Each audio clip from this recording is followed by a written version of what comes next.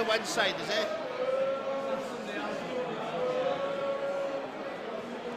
Or somebody else filming? All right.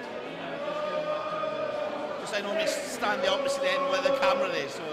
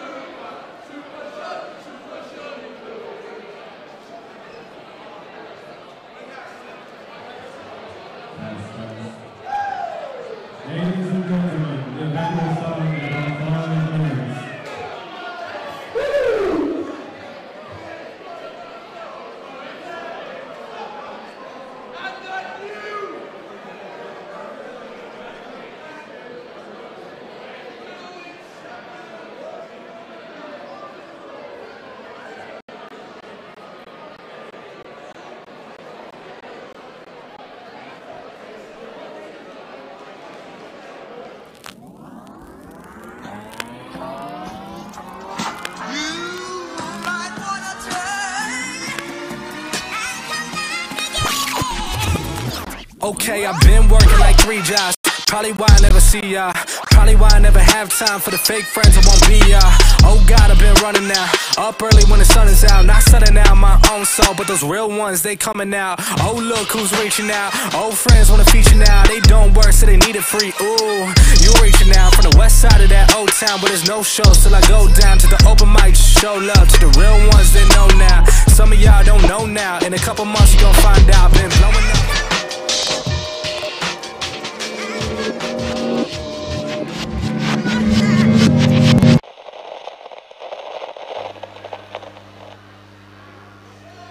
Hello and welcome to the Battle of the Diff.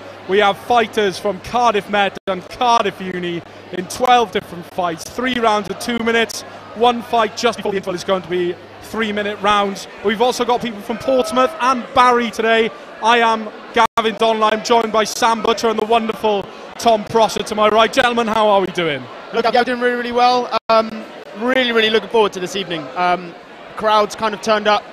It's getting exciting. It's getting really exciting. And you, Tom, how are you feeling? Absolutely. I think this is just a great opportunity for these boxers. There's many debutants on the show today, but if the atmosphere is anything to go by, we're going to be in for a stormer. Yes, and we've got Bob Morgan, Peter Goss as our judge and referee, Steve Presley, who's going to be our official in charge, and Alan Bennett, the MC and judge from today. Sam, what do you think the fighters are going to be trying to take out of today? Well, I mean, we went behind the scenes earlier at the weigh-in. There's a lot of nerves going around. It's quite like a somber mood behind the scenes, but I think a lot of people are debuting today. A lot of people are trying to get their first kind of like fight out there. They want to kind of experience the ring, experience the atmosphere, see what it's like to fight in front of people, because there's a big difference going from the training to actually a live match. So, yeah, I don't know. I think it's going to be a really interesting one for a lot of the fighters. I think it's just kind of getting that experience is key, really. Yeah, and Tom, you're a massive boxing fan yourself. How exciting is it to be at such a large amateur event instead of a professional event? Well, this is exactly what amateur boxing it should be about preparing these boxers for potentially turning pro. And what better experience is this, you know?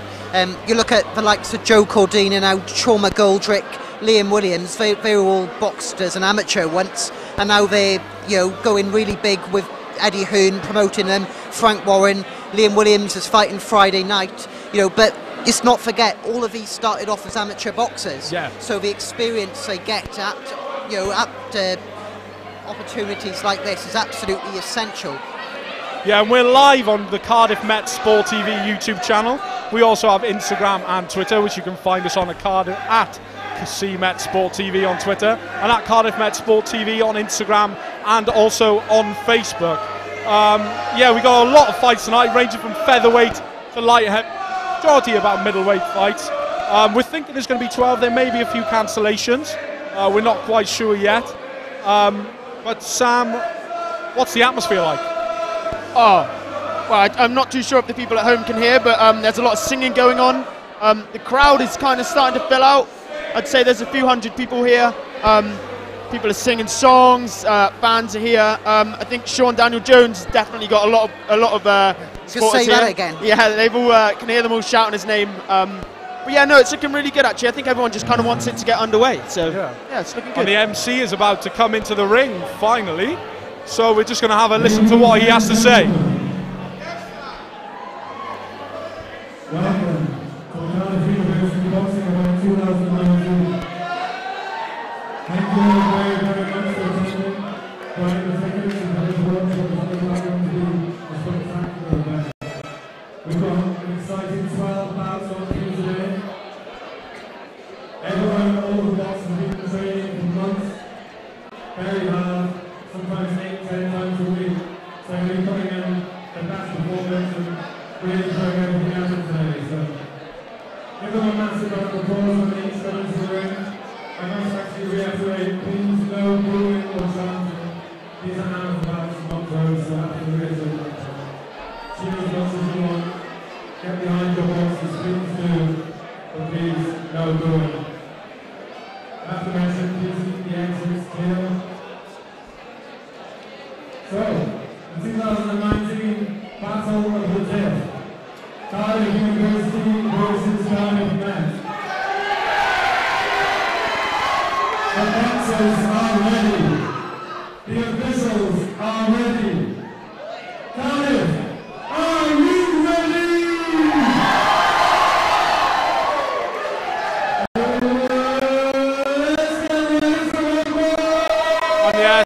can see our first fight is coming up. First out, we have Marcus Pierce, and we also have Harry Owen. Marcus Pierce, a Met boy. Certainly a lot of support for the Met lads out here today.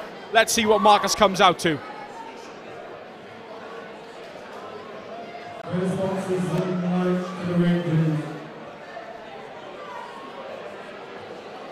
A lot of tension inside here at Cardiff Students' Union. Marcus Pierce is his debut tonight, Sam. MMA background. Got his own style according to his trainer. Training hard, and his fitness has improved. What do you think you're going to look from him tonight? Yeah, we had a quick chat with him, didn't we, for the fight this evening. Seemed very confident. He spoke about his fitness quite a lot. He definitely wanted to get in the ring and just kind of show that off. I think he's one to look out for, to be honest. The MMA background as well is definitely going to come in handy. It's going to be good with his hands. So yeah, it's going to be an interesting one. It's going to be a feisty encounter, the first one of the night at the Battle of the Diff. Marcus Pierce versus Harry Owen. We're about to get that underway. Ladies and gentlemen, a round of applause for the first boxer of the night. Into the ring!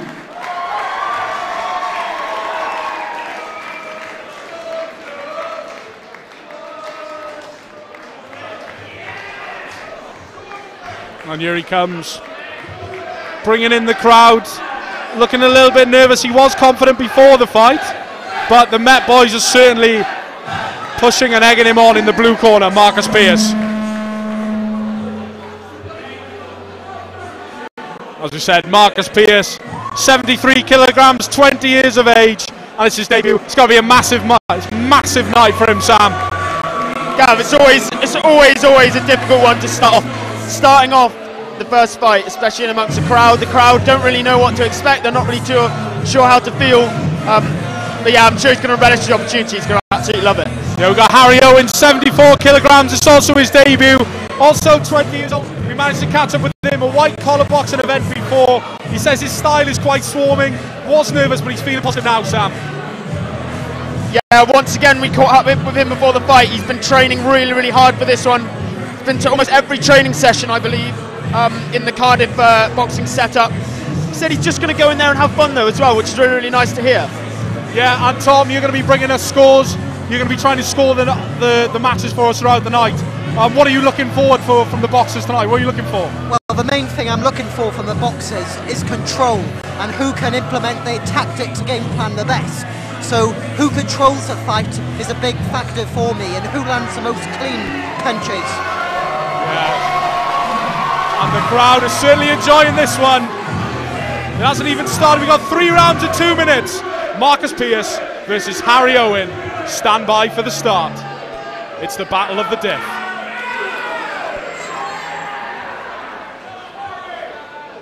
Marcus Pierce bouncing around in the blue corner.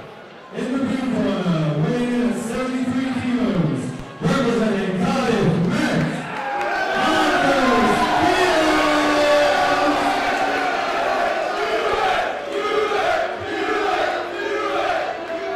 and in the red corner, representing Cardiff University,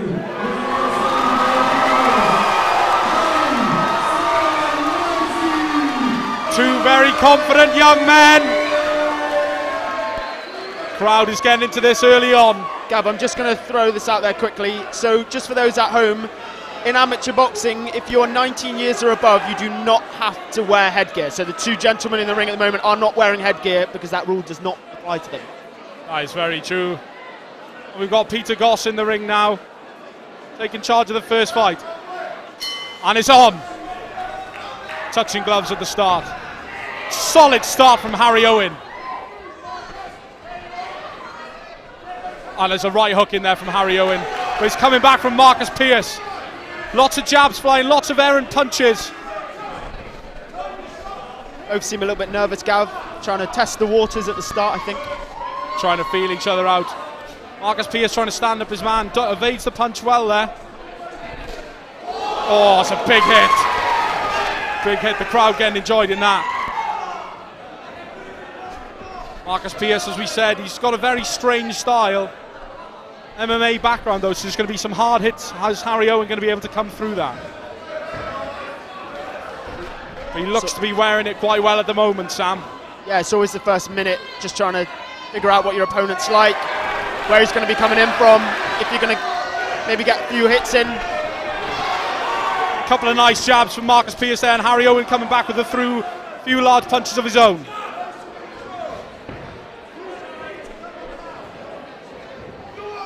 Both just trying to feel each other out towards the end of this first round. Marcus Pearce certainly landing more of the punches and moving out the way pretty well. That's a wonderful right hand from Marcus Pearce. That shook Harry Owen, but he's coming back. Not landing. So what a right hand from Marcus Pearce there, Sam. Yeah, got to sting. Marcus seems to land a few punches, but Harry's not backing down at all. He's going straight to him. He's going into the action, and he's definitely not afraid to throw any haymakers. Yeah, no love lost between these two unis, as you well know. There's the battle of the Diff tonight. Cardiff Uni versus Cardiff Met. Well, two good straight punches from both men. Harry Owen comes over the hand with the right. But Marcus Pearce just seems to be shrugging off these hits, and he certainly has had the better of the first round, in my opinion. Oh, lovely right hand in there from Marcus Pearce, but coming back from the left. And a few swings towards the end of the round. Tom, what do you make of that? What a round of boxing. That was such a frantic pace.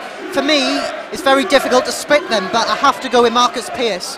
For me, Marcus Pearce is a boxer who's boxing down the jab. He looked the boxer the most control, and he was boxing with a game plan to me. Harry Owen perhaps seemed a bit over keen in places, and I think he was missing a lot. My advice to Harry Owen would be to calm things down, go behind the jab, and then he'll have more balance to land his very powerful shots. But for me, that round is 10-9 to Marcus Pearce. Yes, as we thought that as well. Marcus Pearce certainly throwing in a lot of nice punches. As Tom said, getting in behind the jab there. What do you think the coaches are going to be saying to both men? Yeah, no, I think Tom kind of hit the nail on the head for Harry. I think he just needs to calm it down a tiny bit. He's landed a few punches. He's done a really good job so far, but just needs to calm it down. And I think if he control that, he might be able to get the better over Marcus. But good start from Marcus nonetheless. Well, I would say, you can clearly see it as both boxers' debut. They're both really keen and really perhaps a bit over eager. Yeah, but it was nice to see them both coming out and trying to throw some punches early on. Looking for something to do with the lights here, the referee, but the round two is about to get underway. Great. Pearce 10-9. Great enthusiasm from both players, both boxers, may I add, sorry. It's really good. Like, for an event like this, it's difficult coming out first, but, it showed... Certainly setting the tone, though. Lovely pace of the fight. People both throwing punches, I think. Marcus Pearce getting the better of the crowd there as well as they come out and touch gloves. Again, frantic pace from Harry Owen to start this round. A good combination from the young man. And he's looking to hit a few more. Harry Owen being more aggressive this second round. It's great defence from Marcus. Oh, uppercut from Marcus Pearce. That's rocked him there. Standing counts in this. But Harry Owen got caught with that uppercut from Marcus Pearce. But he's fine. We carry on. Harry Owen came out really strong there, but Marcus kind of seemed to defend well. Absorbed a lot of the shots and managed to get away with it. Yeah, that really stung Harry Owen. You could see that. The uppercut catching him right underneath it. Didn't see it come in from Marcus Pearce. But it's a nice body shot as well as they push into the ropes. Bit of a frantic pace in this first fight of the Battle of the Diff. Harry Owen's looking quite red-faced at the moment. Some of those shots are definitely starting to show from Marcus. Yeah, Harry Owen, you said, started really well, but Marcus's MMA background and his power of punching is really showing here. And he's got him on the ropes here. Harry Owen just started to defend himself. He's not throwing any punches. He needs to start throwing before the referee comes in. You see how laboured he is. It's a big hit from Marcus again. Looking to finish the fight here. Egged on by the Met crowd. Big hook misses. Referee looking for another standing count here. Harry Owen is struggling here, Tom. Struggling here, Sam. Yeah, Gav, it looked like that came out very strong at the start of the round, and it's kind of struggling this last 30 seconds. But they touch gloves again, which is nice to see. Straight back into the action. Big left hook and a right. Harry Owen fighting back with huge punches coming in from Marcus Pearce. He's certainly dominating the smaller man here. His weight advantage showing. The end of the round. Tom, what do you make of that one? For me, Harry Owen again, over eager. He started that round trying to show a lot of punches and weren't landing. He wasted a lot of energy there. And Marcus Pearce then showed his experience and intelligence to really get back into this fight. And once again, that's the Marcus Pearce round, 10-9. So now, of course, now going into the final round, Harry Owen will need a knockdown to level the score, Hugh. Marcus Pearce is in control, and he just needs to box clever and sensible, Hugh, and see through this round that he's won the fight. Do you think that his MMA background is playing a massive role here? Absolutely, you know, I think he looks the experienced boxer.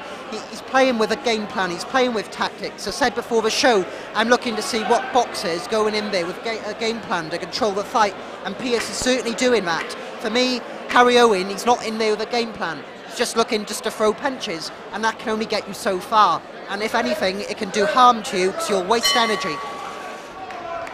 Come back in for round 3.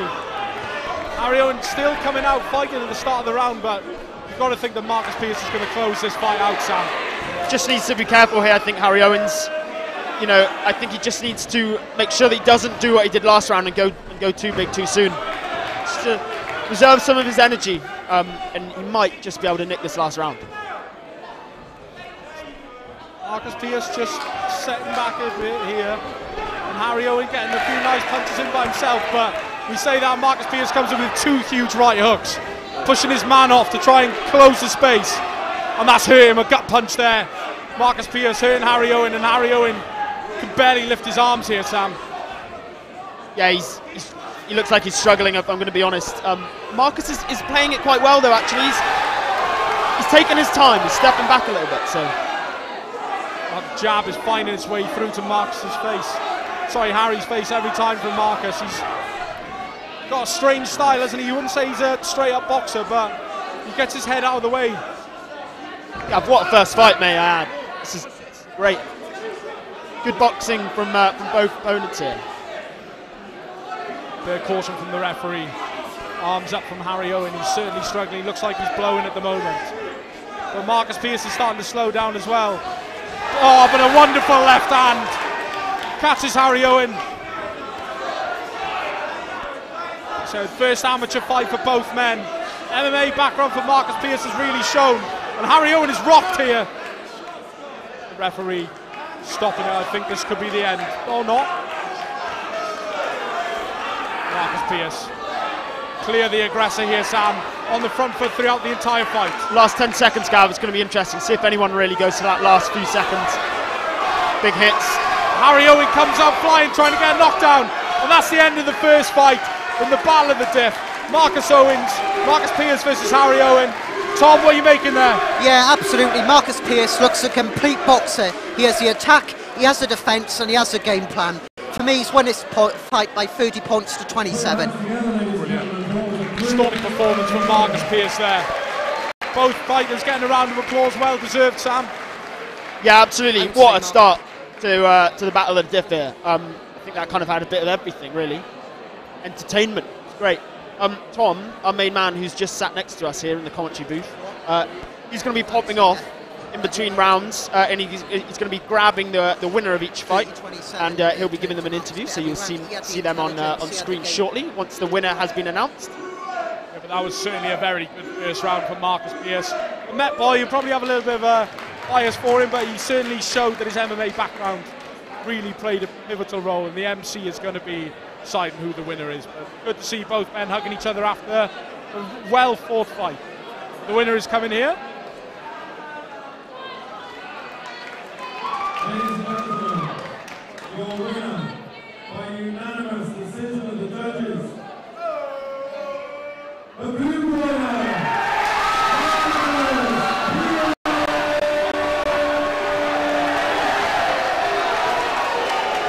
The adulation of the crowd comes in for the first winner of the night, Marcus Pearce.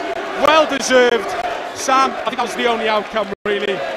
Yeah, I mean, Tom, our boxing maestro here, saw it from the first round, really. I think it was quite a convincing win for Marcus in the end. Showed that he went in with a bit of a game plan. Harry looked like he was kind of there to throw some punches, didn't necessarily land too many, but Marcus, deserved winner. You think, we were talking to Dan, who runs the Cardiff Met Boxing Club, and he was saying that Marcus Pearce has got his own style. It's not really a traditional boxing style. Do you think that really threw Harry off a little bit during the fight? I'm not too sure. It's quite, you know, at the short rounds, it's quite difficult to really get into the groove of things. It's quite difficult to see different styles of boxing. but I think Marcus has got something a little bit unique about him, something that definitely showed in the ring that Harry didn't have ultimately, and that kind of showed, and it was the difference between the two fighters. Yeah, I'm sure Marcus will be over the moon with that victory. Yeah, Marcus Pearce actually being the lighter of the men, but he's now talking to our reporter, Tom Prosser. Debut win there.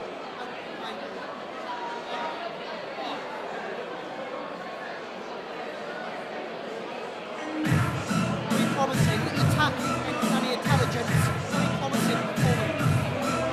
I feel like the best part of my game was my defence. So when he was coming forward and throwing a 6-7 shot, I'd rather put the hands up to hit my arms, it doesn't hurt. What's next for you now? When do you want to get back out? As soon as possible, really.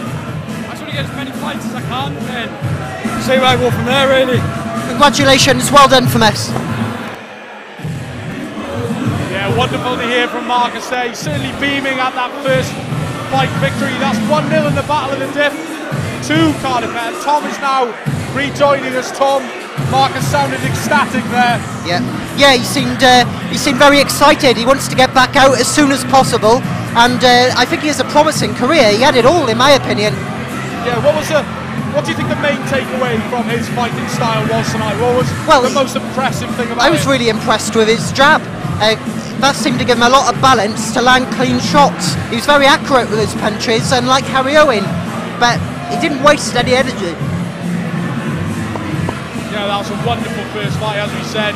Marcus Pearce and Harry Owen put on a nice start to get the crowd into the whole evening. Sam, how exciting was that? Yeah, great start. The atmosphere is definitely heated up as well for the second fight. The crowd kind of seemed to be getting into it. You can hear people singing, everyone's chanting. There's a lot of Uwick fans here actually, a lot of Cardiff Met that have showed up to the Cardiff Uni SU. Yeah, and this time around we've got Luke Kidwell in the red corner versus Ella Adeyemo from Portsmouth. We don't know a lot about these two men apart from the fact that Luke Kidwell is 25. Yeah, what I would like to say is Ola Adeyemo from Portsmouth. He looks a real strong, tall boxer there. I think his strength view could be a big factor. Yeah, he's got a one-fight record, one already, and he's 69 kilograms, a little bit lighter than the last fight. Yeah, that's pretty much all we know about Ola Adeyemo. He looks a strong specimen, but so does Luke Kidwell, 25 years old, strong puncher from what we found. And what do you think he's going to be trying to look for in this fight, Sam? I think it's going to be a really interesting one, actually. I think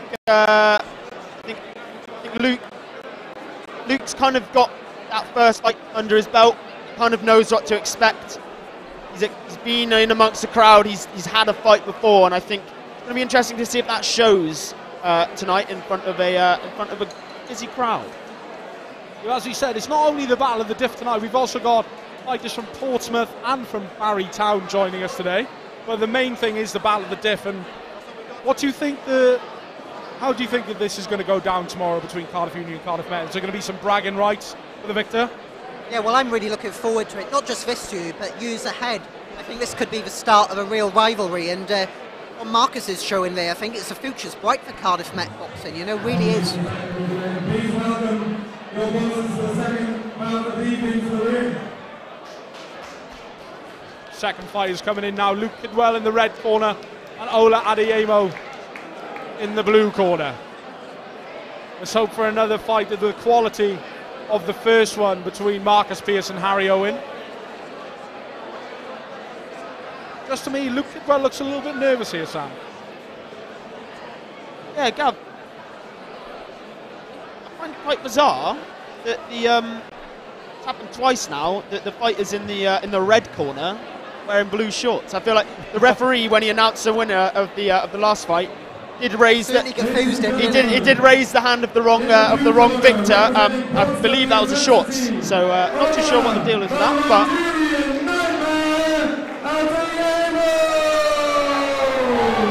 the Nigerian Nightmare, Ola Adeyemo.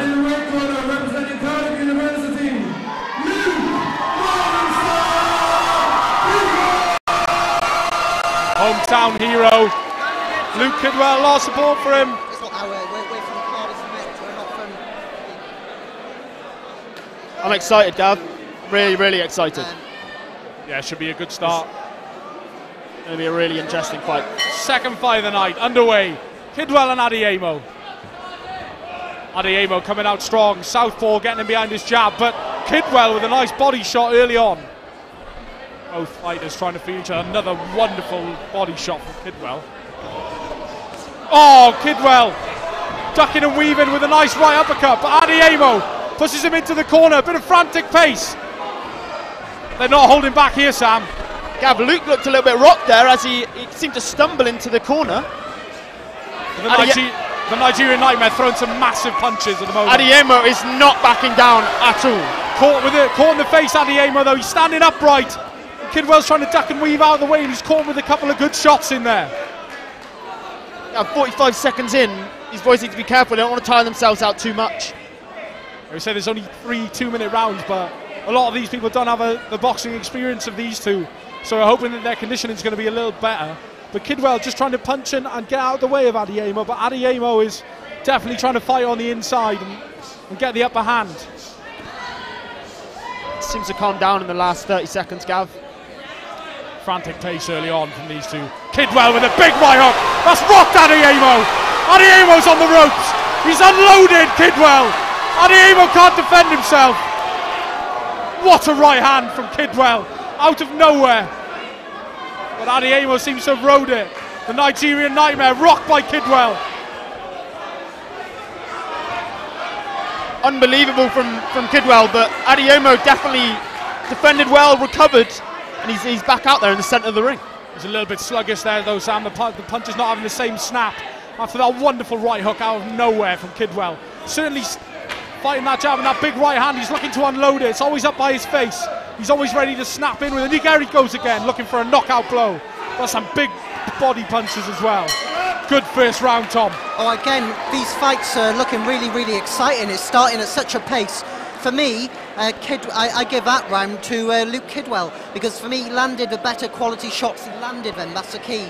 Where I felt the Portsmouth boxer, I felt he wasted a lot of energy early on. But for me, some of the hooks into the face there from Kidwell were really, really exciting to watch, and I think were really good quality. So for me, I just edged with Kidwell there, I think, purely because he landed the most punches, in my opinion. Yeah, and Sam, you could see from the two fighters there, these two have got a bit of boxing experience, and you could tell with the actual snap and the sound of the punches in that round. Yeah, I mean, when you're up close and personal like this, you can kind of almost feel the force of all the punches. Luke Kidwell with that right hand causing some serious... That was shot of the round, and Adeyemo, yes, he put a lot of pressure on, but was he landing a lot? He looked strong, he looked powerful, but I just don't think he really perhaps hurt Kidwell at all there. Round two, starting back. Kidwell up by a point, and he's, as we said, he shoves that left hand in for the jab, and then that big right hand comes in behind. And Adeyemo's looking to get back an answer of his own with the southpaw, looking for a big left hook to land. That's another right hand from Kidwell, landing on the chin there of Adeyemo. Adeyemo's got to be careful here, Sam. He's playing into Kidwell's. Yeah, Adeyemo really needs to be careful of that right hand. It's going to be interesting to see if he clocks onto it and tries to adjust his technique, his style to kind of work around it.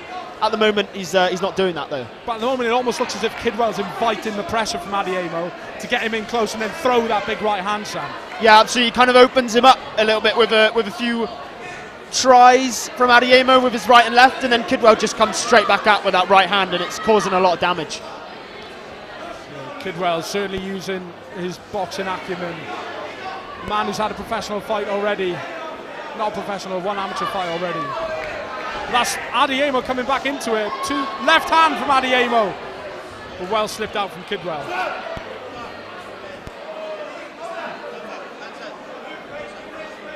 Referee just having a few words with Kidwell there, ducking too low. But another big right hand. He's looking for that knockout blow. He caught a big one in the first round. But Adeyemo certainly coming back into this fight. Body blows from Kidwell, who gets partially blocks that left hook, but that one straight to his face. That's rocked him a little bit, and he comes back with a right hand of his own. This fight is starting to light up a little bit, Sam. Oh, absolutely. Adeyemo's definitely come back into this one. I think Luke has kind of backed up in the last 30 seconds. He seems to have almost tired out slightly. Adeyemo has definitely clocked onto that. He's He's got the position in the ring and he's putting a lot of pressure on. Oh, it's a wonderful combination from Adiemo. Near to the end of the round, the referee stepped in there and he's got a standing count for Kidwell. At 8, hands up. Letting them come back. And that's the end of the round. Yeah. Tom, Yes. what do you make of that one? Yes, that's Adiemo's round there, definitely. I think I was very impressed with him, actually, how he came back into this fight. He landed some great shots there, and it's really, I think what he done there was he corrected his accuracy. I think he's now boxing at a range that suits him, and he's starting to get control of this. So I have it 1 round each, and I think the 3rd round is going to be very interesting. It's all there for the taking. Yeah, but Kidwell's actually bleeding from his nose a little bit there, Sam. Yeah, I was just got caught in that right at the end there with that big left hand. It doesn't look like he's going to be able to carry on for much longer, I don't think. But his coach is egging him on a little bit. He looks a little bit shaken in the corner. Yeah, absolutely.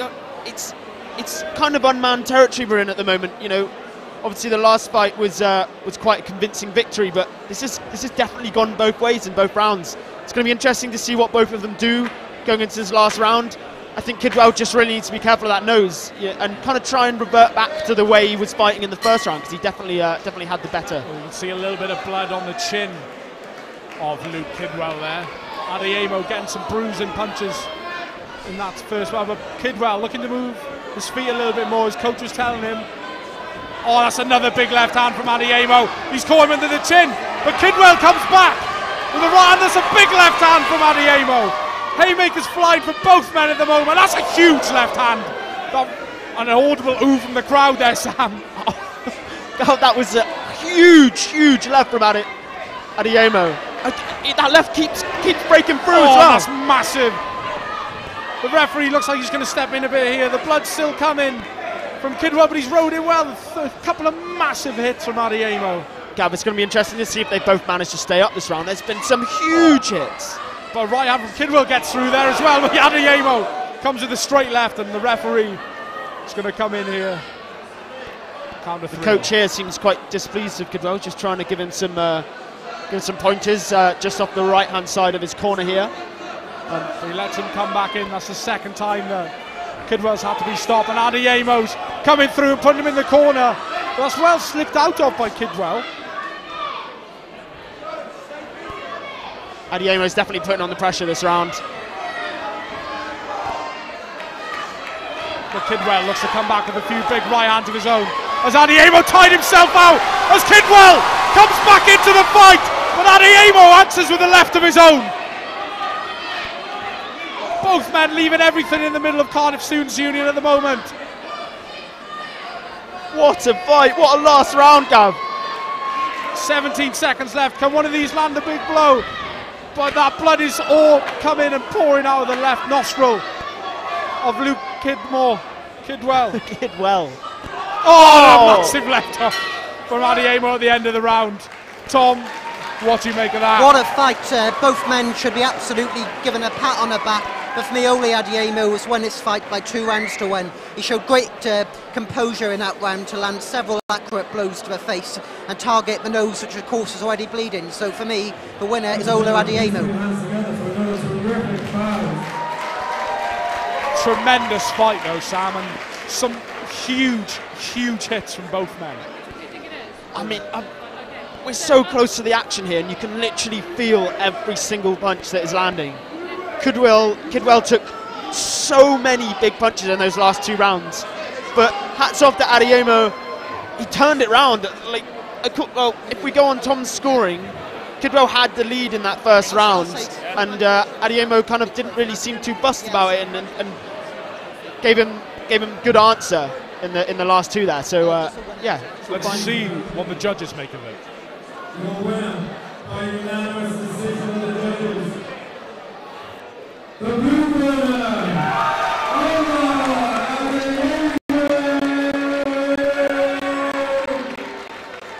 the Nigerian Nightmare gets a little bit of a twist in the ring, and he doesn't look that tired out. He was rocked in the first round with a big right hand from Kidwell, who gave a good showing of himself, but Adiemo's class, with 1 win already in his amateur career, really shined through there, Sam. Yeah, I mean, he'd be ecstatic with that win. he seems very pleased. He even gave us a little swirl, almost like a little dance in the ring there. Yeah, he'll be over the moon. I think Luke Kidwell will be a little bit disappointed, actually. You know, he did really well in that first round, just kind of seemed to lack in the latter two.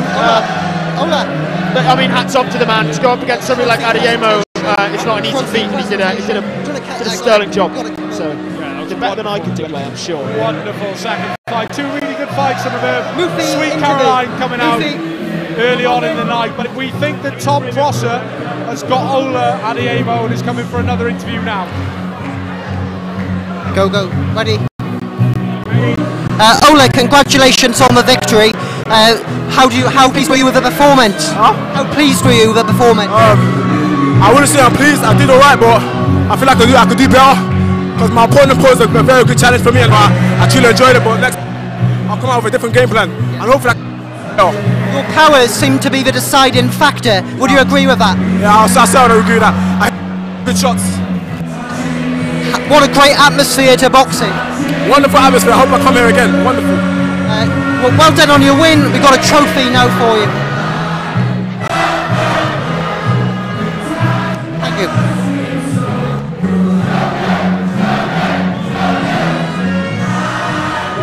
The crowd really get into this one. Sweet Caroline, a crowd favourite. Lots of people inside Cardiff SU tonight, Sam, and Sweet Caroline's always a crowd favourite, isn't it? Yeah, it goes down amazingly well with any students. Go out on a Wednesday night, an absolute classic. But yeah, no, there's a really, really good crowd here tonight, actually. Everyone seems to be having a good time. There's people up on the balconies above. You know, the whole place seems to be ecstatic and having a really, really good time, which is what we'd absolutely love to see. It wouldn't be a boxing show without Sweet Caroline, would it? Absolutely. Just a bit of Mr. Brightside to make it finish. That'd be a nice one, Gaff. What about Come On Eileen as well? That's another one that has to go on. Absolute classics. They're always welcome. We could go on all night. I'm sure we can go on all night. We've got the next fighters are already in the ring. Ben Tram from Cardiff Uni, age 22, 67 kilograms. He's had one loss in his career so far, but another man who's already had an amateur fight, getting a lot of coaching from the man in the corner. What do you make of Ben Tram, Sam? Yeah, Gabby seems pretty happy that the judge is just having a little check of his gloves at the moment, giving him the all clear, but he seems quite happy. He's got a smile on his face. And then we've got debutant in the other corner, also from Cardiff Uni tonight. Age 21, 68 kilograms, not much between the two of them. It's his debut, pretty positive. He's confident. We spoke to him earlier, a few nerves, but he's confident in the training and the effort that he's put through. A tricky sound. It's a bit in and out, Sam. From the same uni, we spoke to Ben, and he kind of gave us a little bit of inside knowledge, which is quite comical actually, because you know they train with each other, they're friends, and they're going out there to fight and actually around. So it's going to be interesting to see what happens.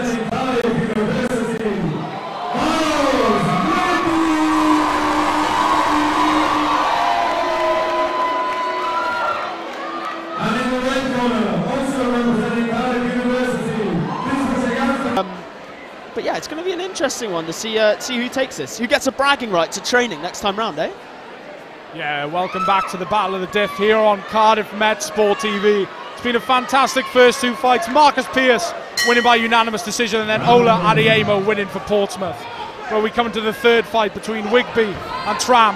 But Wigby, in his first fight, looking very positive, trying to get in early. He said he's a pressure fighter, so he's going to try and tricky southpaw, try and get in very close. But Ben Tram also fancies himself as a bit of a pressure fighter, holds his hands up high and tries to get in close. It should be a good encounter, Sam.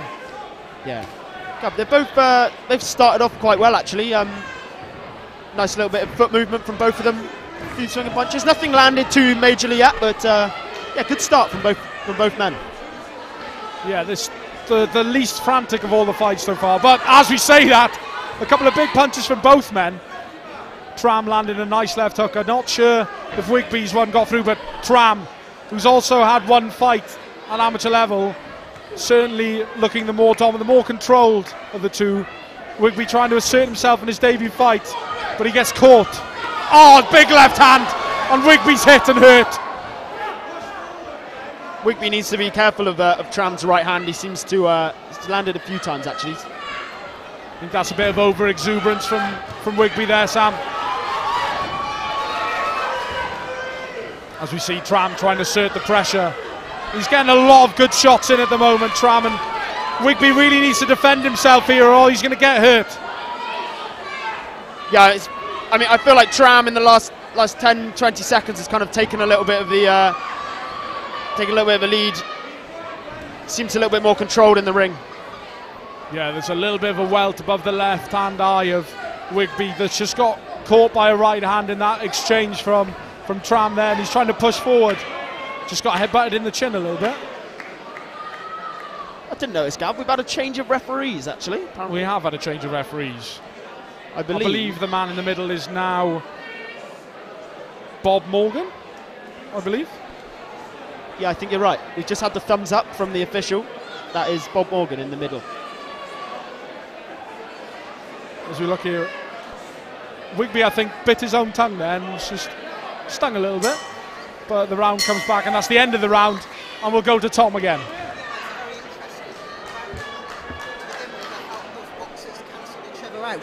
They're both very neat boxers. They both clearly have a game plan, and I think that could be because they both come from the same club. Perhaps they pick up a lot of the same techniques and training. But for me, towards the end of that fight, Benjamin Tram run away with it a little bit. I felt he had a few nice, tidy combinations, and perhaps that's what would have won him that round, I think. I would just sided Tram very narrowly. I think this one is going to be a close one. Do you think that's because Tram's already had one amateur fight and Wigby was a little bit over-exuberant at the start? Yeah, of that round I'd agree with that. I think Tram as well, I think he knows the importance of combinations. He looks prepared, he looks planned, and I think he knows how to win. Like you said, he's taken from his first fight, he knows how to win a round. You can tell that from his game plan.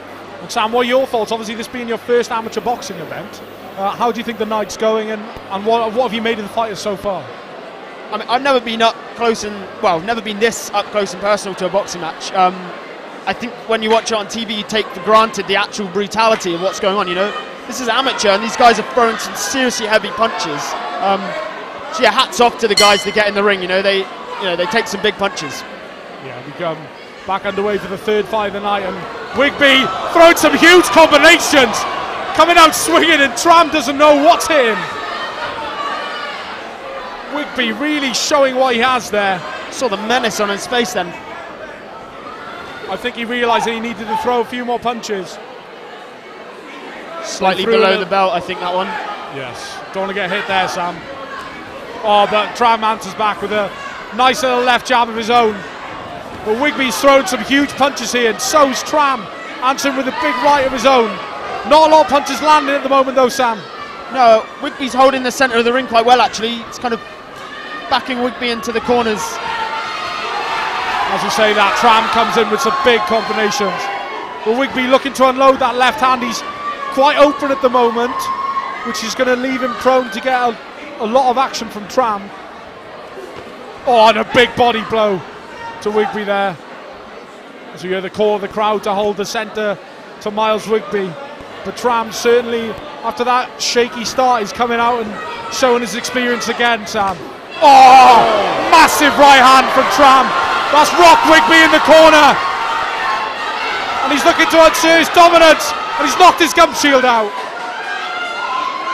But what a right hand there. Catching Wigby unaware, Sam. That was right in front of us, Gal. You can almost feel his face take the hit, like brutal. Wigby, he did a good job though. He absorbed the punch. He seems to be doing okay over there. I think he's just getting his gum shield put back in.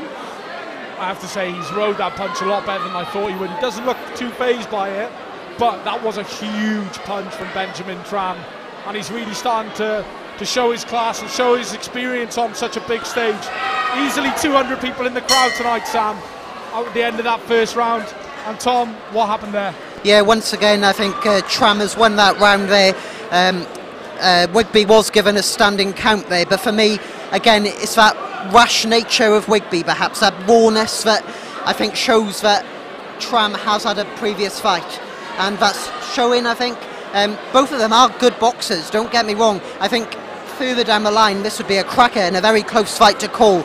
But for me, in both fights, it's that last bit of a round, that last half of the fight, of a round, but it's showing Tram's experience, and for me, he's 2-0 up in this fight. Yeah, he didn't catch Wigby with a huge right hand there, Sam. You did allude to it. Just the sound that reverberated around the arena. Unbelievable. Yeah, like you know when there's a big punch, because you can hear the whole crowd, everyone gives a big ooh. What I would like to say as well is, he's varying up the shots, he goes from the head, the body, and that's a sign of a good fighter. As we come back for round 3 here, the crowd certainly enjoying themselves, trying to find themselves on camera. Well, Wigby again coming out swinging in another low shot, not caught by the referee.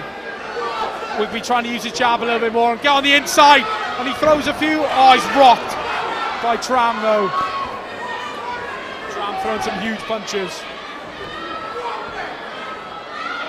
Wigby trying to find a way to etch out a victory here. He's going to have to get a knockdown to beat Benjamin Tram, we think. But Tram's just controlling this fight. He doesn't need to do anything, does he, Sam? No, Tram just needs to hold it. Wigby needs to be a little bit of a snool in this last round. He needs to try and put, like, possibly bully him a little bit, push him to the edges, get in his face, really upset him. There's only one really way out, and that's a knockout, I think. Some big punches from Tram, though. Tram showing his class here. Not that big finishing blow that he was looking for, but a lot that just keep coming and keep coming from Tram, who's obviously very well conditioned, Sam. Yeah, Tram looks in very, very good shape. Looks very fit as well, actually. He doesn't seem to have backed off at all throughout these 3 rounds. Yeah, he seems to be weathering the storm early on from Wigby that he knows is coming, and the young man just can't keep it up. This is his first fight after all, and he's done an admirable job. But the quality and the experience of Tram as he catches a big body blow and looks to end it is really shining through here. Egged on by the Met crowd. Wigby's going to get a standing count here. Not happy about it. Puts his hands up.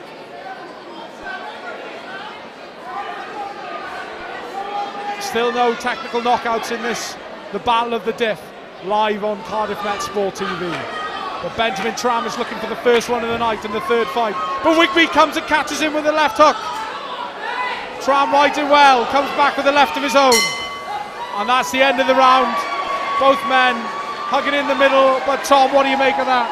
Yeah, Tram is a real good fighter. I think he has real potential to kick on. He's won this fight by 3 rounds to 0 in my opinion. But what I've been impressed with is his stamina. He's a real hard work ethic. Benjamin Tram's quality really shining through there, Sam, and he landed the big shots in that. Yeah, Gal, I just want to comment on Wigby's. He caught Tram with a couple of late left hooks there. Just kind of wonder where that was the whole fight, you know. I think hats off to Tram. He controlled it well. He fought really, really well throughout the whole 3 rounds, and yeah, I think Tom kind of nailed it. Another unanimous decision, I believe. Yeah, I think so. That's going to be our 3rd one of the evening. No knockouts as of yet, but there have been some big punches thrown throughout tonight. And I think that Wigby did really well to actually ride some of those large shots from Tram, and it being his first fight as well. Yeah, I think yeah, he got a couple of standing counts there, didn't he? I think that potentially summed up his fight, really. It was obviously swaying towards Tram, and the referee kind of saw that. But yeah, we're going to find out who takes the win here.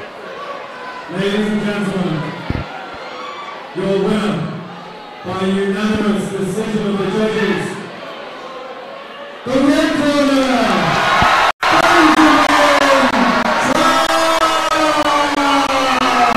Yeah, our reporter Tom is 3 from 3 tonight, Sam, picking Benjamin Tram, Ollie Adeyemo, but that was a comprehensive victory, and that's 1-1 now for Tram, and he looks well set up for the future. I tell you what, I was actually speaking to Tom earlier, and he did mention to me that I think later on this year he's doing his refereeing and judging course for professional, or I think it's amateur boxing.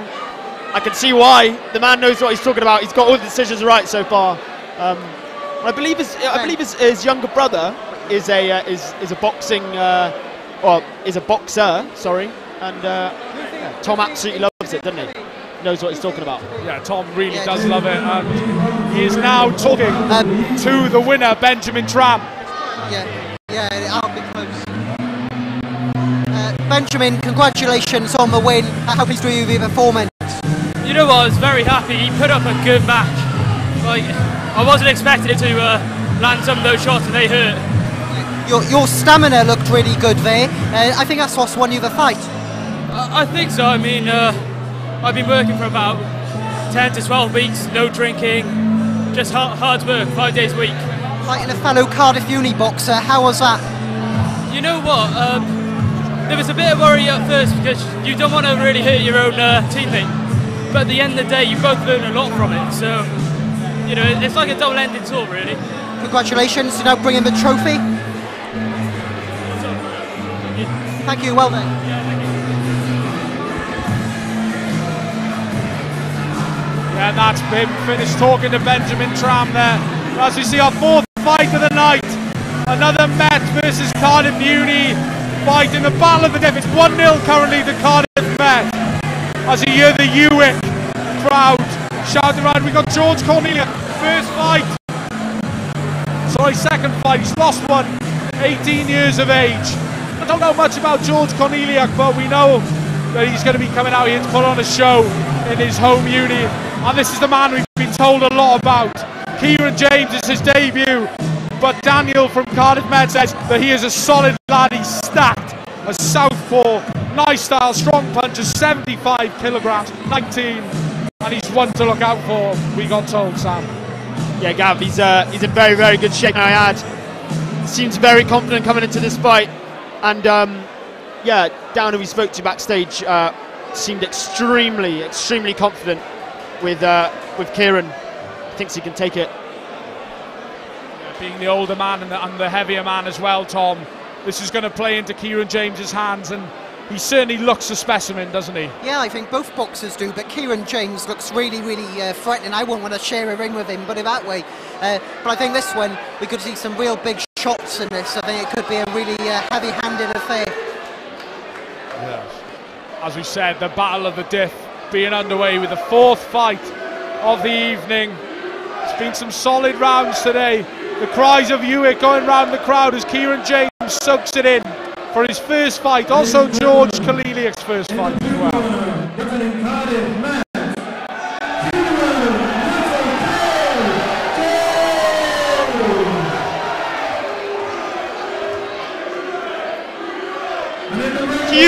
Huge applause for Kieran James.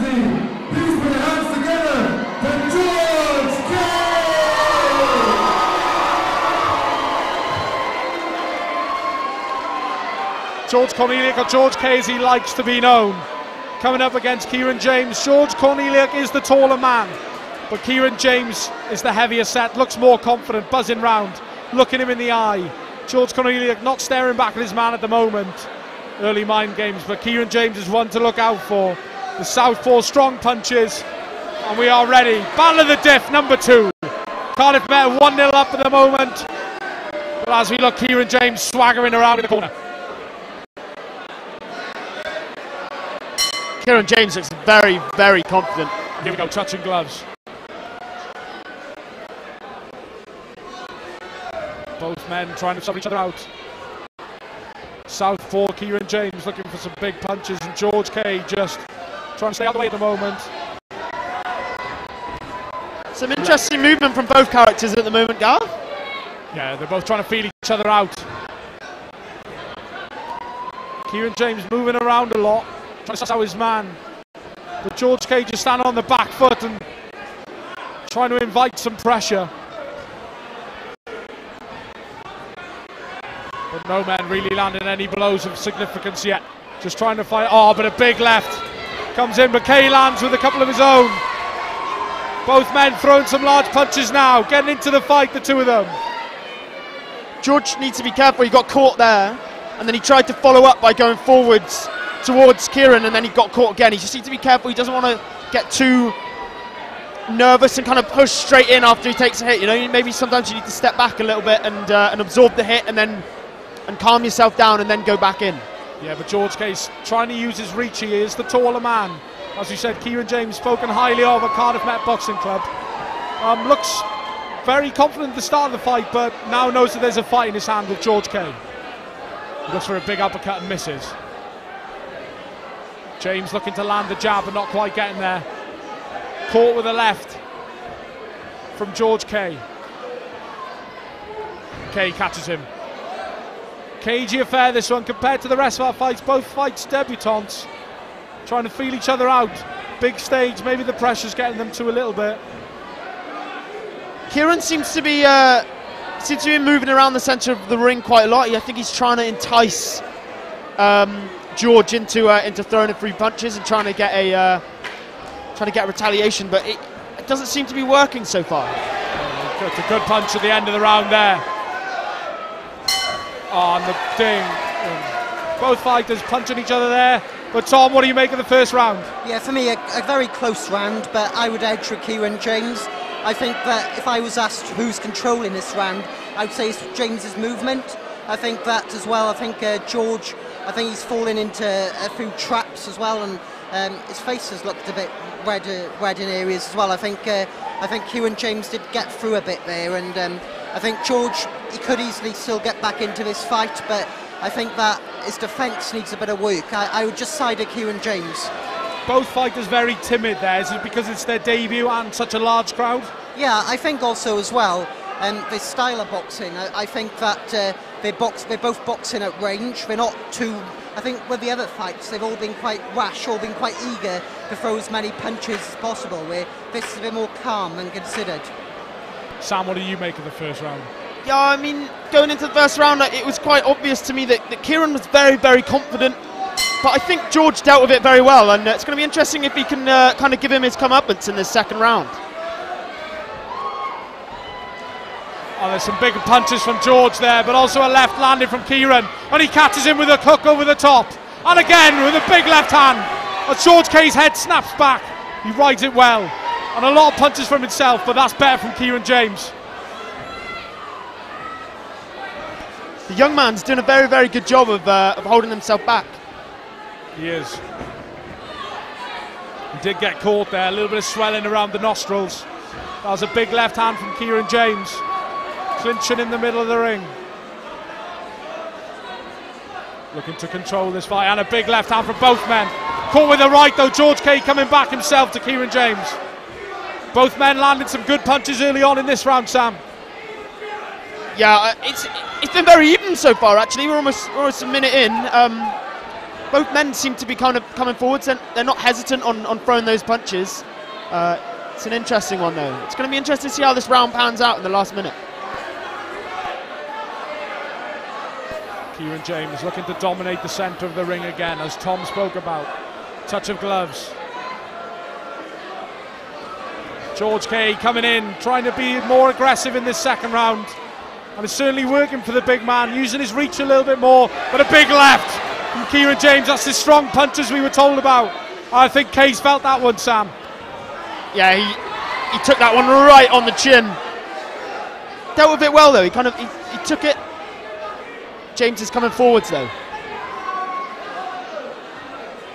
So Kay looking a bit more of a back foot fighter, trying to use his reach. James not afraid to get in there and throw some big punches. Certainly some swelling around the nostrils of Kay, but he comes back with a few combinations of his own. And a good second round there, Tom. Who'd you make that one to? James was very impressive there. Landed some great accurate shots to the head. For me, that was a clear James round, and he's run away with this fight now. Yeah, but Kay standing on the back foot a bit, maybe. Do you think he needs to try and push forward a little bit more? Yeah, he needs to go for it now. I think he needs to work off the jab, get the balance and get shots in from there. But for me, George needs to get behind the jab. The jab is a key ingredient for him. Tom, do you think for a young man, obviously being only 18, do you think George has shown himself in the ring?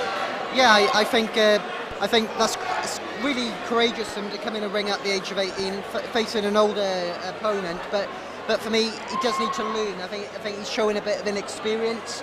Again, boxing behind the jab for me is essential, and that's one of the main things any boxer should be doing. And he's not quite doing that, and I think that's why he's not quite grabbing the rounds for me. Battle of the Diff, round 4. Round 3 of this fourth fight of the night. George Kay, Kieran James. Kieran James being up in our books at the moment, 20 points to 18. But Kay is trying to come back into this fight. He needs a knockdown as many fighters have today, Sam. The referee was looking at me whilst he was talking to them then. Got a little bit nervous. He was going to call me up. He fancies getting you in the ring, Sam, I think. Do some damage, I'll do some damage. Kieran James trying to stay behind that jab a bit more, get out of the way of Kay's reach as he comes in, catches him with the left. But Kay walking through it. So he's caught with the left of his own. Oh, big punches. Kay hits him with the right hand. Kieran James certainly a little bit rocked by that one. That's the first big punch from Kay as he comes through, looking for a knockdown. That's what he needs to win this fight. His coaches keep egging him on to keep coming as he shoves him into the ring. Sam, this is much better from Kay this second round. Yeah, he seems a lot more confident. He's definitely kind of getting into his space, causing Kieran some troubles. Big punches as Kieran lands a left of his own. Trying to hang on here. Kay tired out. His coach keeps telling him to come forward like he did when he rocked James with that right hand. But James catches him with a left hook smartly. Waiting for his opponent to come in there and catches him with a sly left.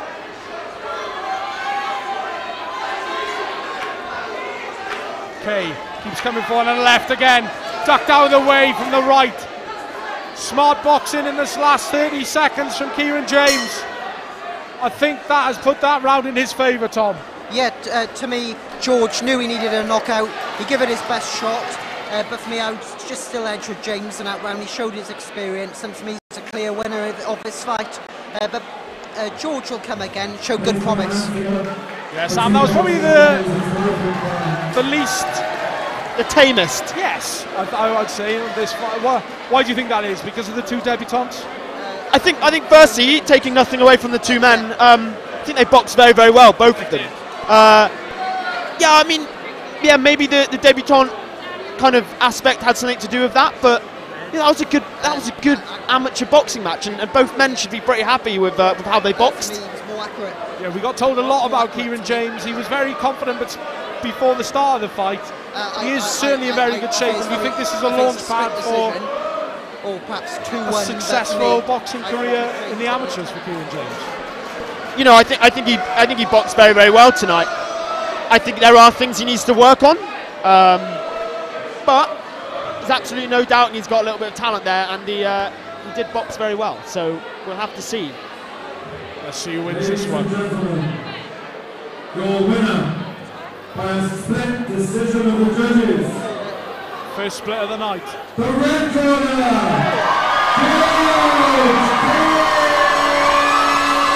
Well, that is a bit of a shock. The first time that Tom has actually been wrong tonight, Sam. And George Kay is your winner by a split decision. I'm more amazed that Tom got it wrong, to be honest. Yeah, I mean, to be honest, I'm not too sure if I agree with that decision, but I mean, fair play to George. He did box very well, especially in that last round. Yeah, and we'll head over to Tom now as he's got the winner there with him. Yes, George, thanks. Well done on that performance. How pleased were you with the win? Sorry, how happy were you with the win? Quite much. Fine. How great was it to fight in front of this crowd? Very loud. Sorry, one more time, please. Very loud. Good atmosphere. Good audience. Yeah, the audience is very good. When do you want to box again? Sorry. When do you want to box again?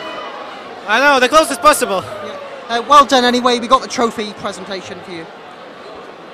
A lovely win from George Kay there as he receives his winner's medal by split decision, and now it's 1-1 at the Battle of the Diff. Cardiff Met won, and Cardiff won.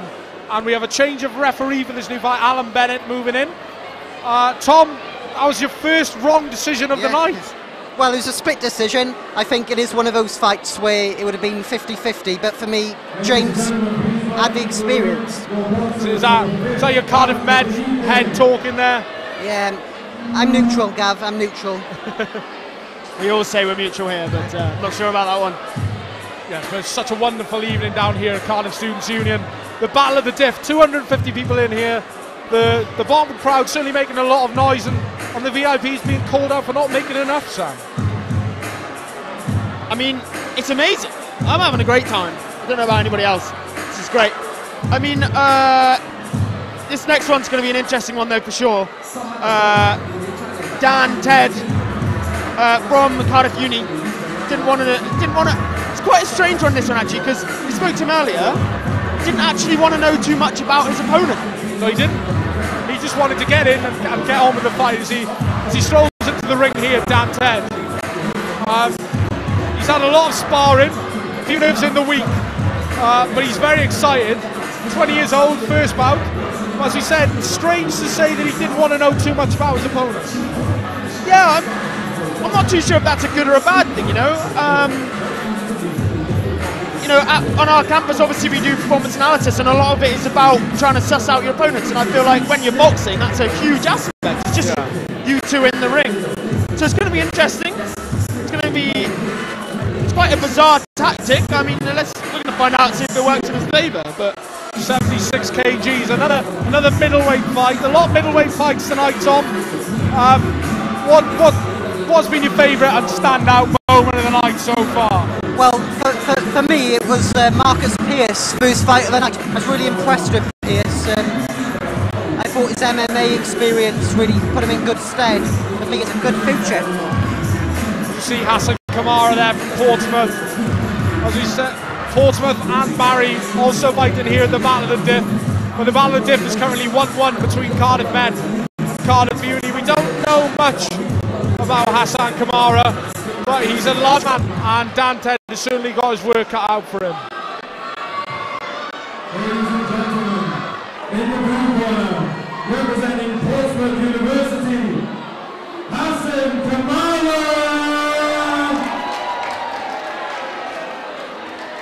And in the red corner, representing Cardiff University, please put your hands together for Dan Ted! Both men looking quite cagey there, Sam. Maybe the nerves are starting to fly in a little bit. Two debutants again. Yeah, Dan Ted has quite a significant height advantage actually over Hassan, which I don't know. It's going to be interesting to see if that works in his favour. See if he can use that to his advantage. Well, Hassan Kamara's also got very long arms, we have been told this evening, so maybe the reach is not going to be that much of an advantage for Dan Ted as we go in the 5th round of the night. Ted looking to be the aggressor early on, working his jab early, hitting and right over the top, and he certainly looks very tidy early on with a big left, landing on Kamara. Kamara throwing some large punches of his own, not quite getting through the defence of Ted. But Ted done a lot of sparring, and he certainly looks very tidy early on, Sam. Yeah, he's landed some pretty big punches actually. Kamara doesn't seem to be putting his defence up very much, and he's taking a lot of punches directly to the face. He said that jab is hitting almost every time from Dan Ted. Finding that easy way through, using his reach as we spoke about beforehand, with a right going over the top and a left straight to the mouth. And a right again. Ted unloading on Kamara. But Kamara just can't handle it. Kamara really needs to put some guard up and cover his face because he's taking so many hits. But Ted is such a compact fighter. He's not letting any hands get through to his face. That right hand always blocking those jabs, Sam. Left hand again. Jab hitting almost at will from Dan Ted here in this first round. Controlling the fight. Moving his man around the ring. Oh, but Kamara catches him with a big right hand. It's a huge hit. But Ted just wavers on, carries on the way he's been going, working his jab on the inside. Oh, catches him with a big right hook, and he's unloading on Kamara. Kamara's got to get his hands up. He can't deal with it from Ted, and the referee steps in. What a combination, Sam. Gav, it's almost like Kamara's taken on this attitude that he can take these punches, so he's happy to let them happen, but that's not how boxing works. So you've got to put your guard up. You've got to try and cover them up. Last couple of seconds, but that we go to our expert, Tom. What a round by Ted. Really, really impressive. The difference for me is a footwork. Ted's footwork is astonishing. For me, Kamara is too flat-footed. He's not moving around, and that's why he's getting caught in the face. As we see the replays here with Ted He's really too landing. flat-footed there, Gav. You know, he's not getting his feet, not bobbing and weaving. That's why he's getting caught in the face. But that jab, working overtime, really getting the jab in there. That's why he's landing the big shots. He's got the jab. He's getting the balance. He's getting good balance then into the big shots. But superb. As for a debut fight as well, Wait, how impressive. He's controlled the entire fight. That's sparring for you. Great experience picked up from there. And Ted, he did do a lot of sparring, he told us beforehand, Sam. And as we said, the Cardiff man, extremely impressive. Yeah, convincing round from him. I think Kamara just taking too many hits, and it doesn't really seem like he doesn't seem fussed about the fact that he's taking the hits, but he needs to do something about it.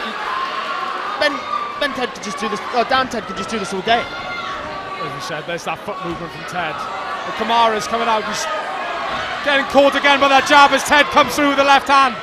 Ted again, Kamara throwing back with a punch of his own, but Ted is dominating him over the top with the right hand. That jab landing at will. Extremely impressive from the debutant. He's looking to finish this fight, be our first tactical knockout of the night. Dan Ted at the Battle of the Diff putting on an absolute show, Sam. What a force to be reckoned with. He's throwing all the punches. This man's got everything. He's dominating, he's pushing Kamara wherever he wants to go, and Kamara just can't stand with him. He's on the back foot, he's getting pushed around all over the place, and Ted's jab is landing as he wants, as he pushes away there with another jab and a right hand, straight through the middle to the mouth of Kamara. That's got to have stung. Just going straight through the middle, isn't he? He doesn't even need to go round the outside. Oh, huge right hand on the rear. Ted.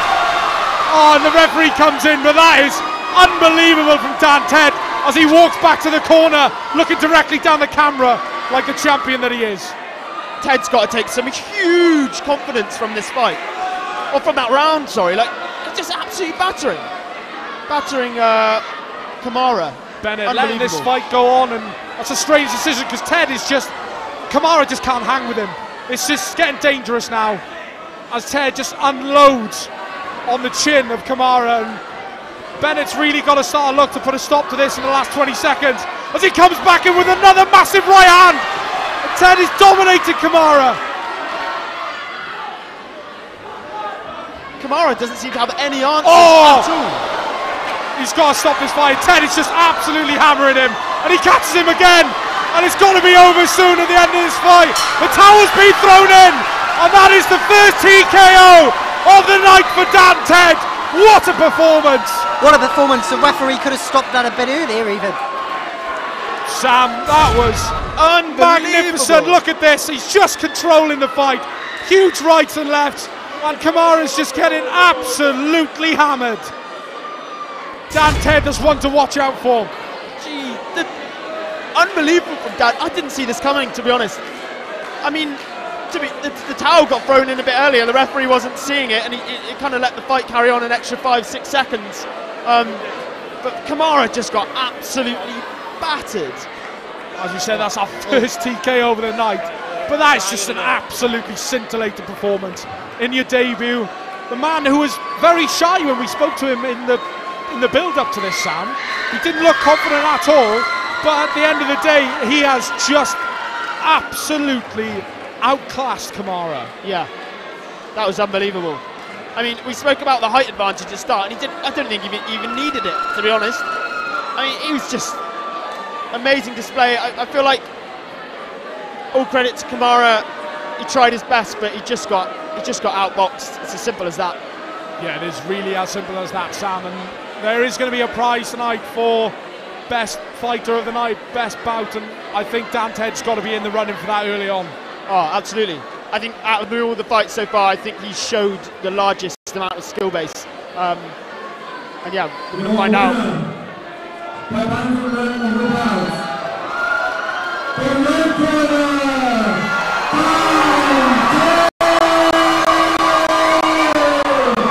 Dan Ted getting a huge cheer from his hometown crowd As we said, that is his debut, but that's certainly the most impressive performance of the night from the young man.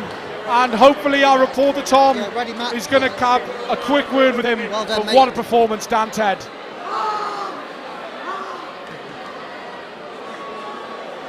Dan, where do we start? What a performance.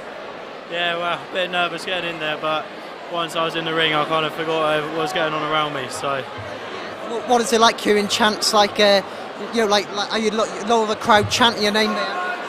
yeah, pretty full on, but no, it sort of spurred me on. All that sparring standing you in good stead? All that sparring standing... Definitely. Always at sparring, I'm fighting better people, so it gets me more prepared for the ring. What's next for you? Could this be the start of something big? I don't know, mate. I'll just carry on doing what I'm doing at the moment. Well done, we got a trophy here to come in. Yeah, that's our reporter there, Tom, speaking to our latest victor, Dan Ted. But now, just before the first interval, we have our exhibition match. Ellis Cummins, Bailey Walters, Met versus Uni. This is the big fight, Tam. Yeah, absolutely. I think it is Bailey Walters. Actually, it's his birthday today, the birthday man. He's going to be entering the ring in a minute. He's a close friend of Dan, who we spoke to earlier on. He's an absolute legend at the club as well. Strong and powerful. It's his 10th fight, and he got a bronze at Bucks, which is not a bad record. His overall amateur record is 9-5. He has had to shave his beard for the cameras tonight, which he is not too happy about. But this is the big fight. Bailey Walters, the birthday boy, versus Uni's Ellis Cummins. It is currently 1-1 in the Battle of the Diff tonight. But Tom, this is the exhibition fight tonight. What are you expecting to see from these two experienced competitors? Well, I expect to see just that. We can the jab. I expect just to see a good boxing, about proper boxing, no rashness. I expect a good fight. As we see Ellis Cummins there, he's had 14 fights. He's 20 years old, he's got a half-and-half record. Bailey Walters, as we said, a legend at the Cardiff Met Boxing Club, but Ellis Cummins, a legend in his own right. As you see again, a hug from his coach and from his father there in the corner. This is the big fight. It's certainly, the atmosphere's cranked up. It's got a big fight feel, Sam. Yeah, I mean, it's amped up a little bit here now, isn't it? The music's going, both men seem pretty fierce. They just want to get going.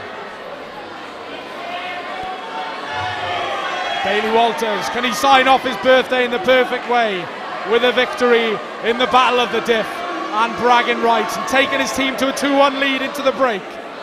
Or will it be Ellis Cummins who gets the victory for the home side tonight? It's going to be a big one.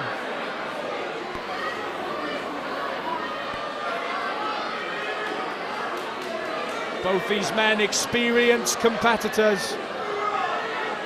Ellis Cummins, 14 fights. Also Bailey Walters, 14 fights. Coming back off a bronze, as you said, at Bucks recently. Sam, how important is that to come in and bring in a bit of form into this event? Yeah, I mean, it's just a confidence booster, isn't it? I mean, going to Bucks and getting a medal is not an easy feat. And a bronze is definitely not bad. I think, I don't actually know what's happened here. Yeah, I think he's forgotten a piece of equipment. I know the supervisor said to me before that the referee will check that they have certain items, and if not, they'll have to go back to the change room and get them. Yeah, both men have seemed to have gone back to their caves, like troglodytes. Don't know what's happened. He hasn't shaved.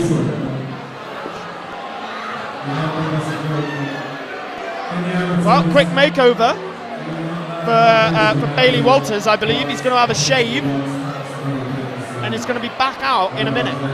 Well, he was told by Dan that he had to shave his beard, and we know that he wasn't very happy about that in the weigh-in, Sam.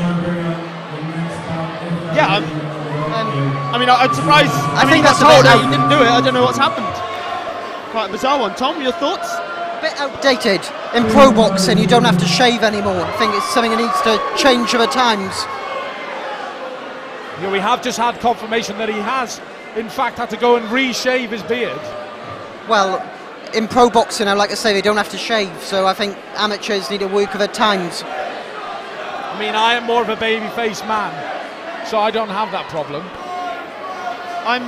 Oh yeah, Gabby, you wouldn't have to shave, would you? Got a wonderful face. No, I mean, I don't think I'd get away with mine, but yeah, I'm quite surprised actually. I'm quite surprised, especially if that rule doesn't apply in professional, but it does in amateur.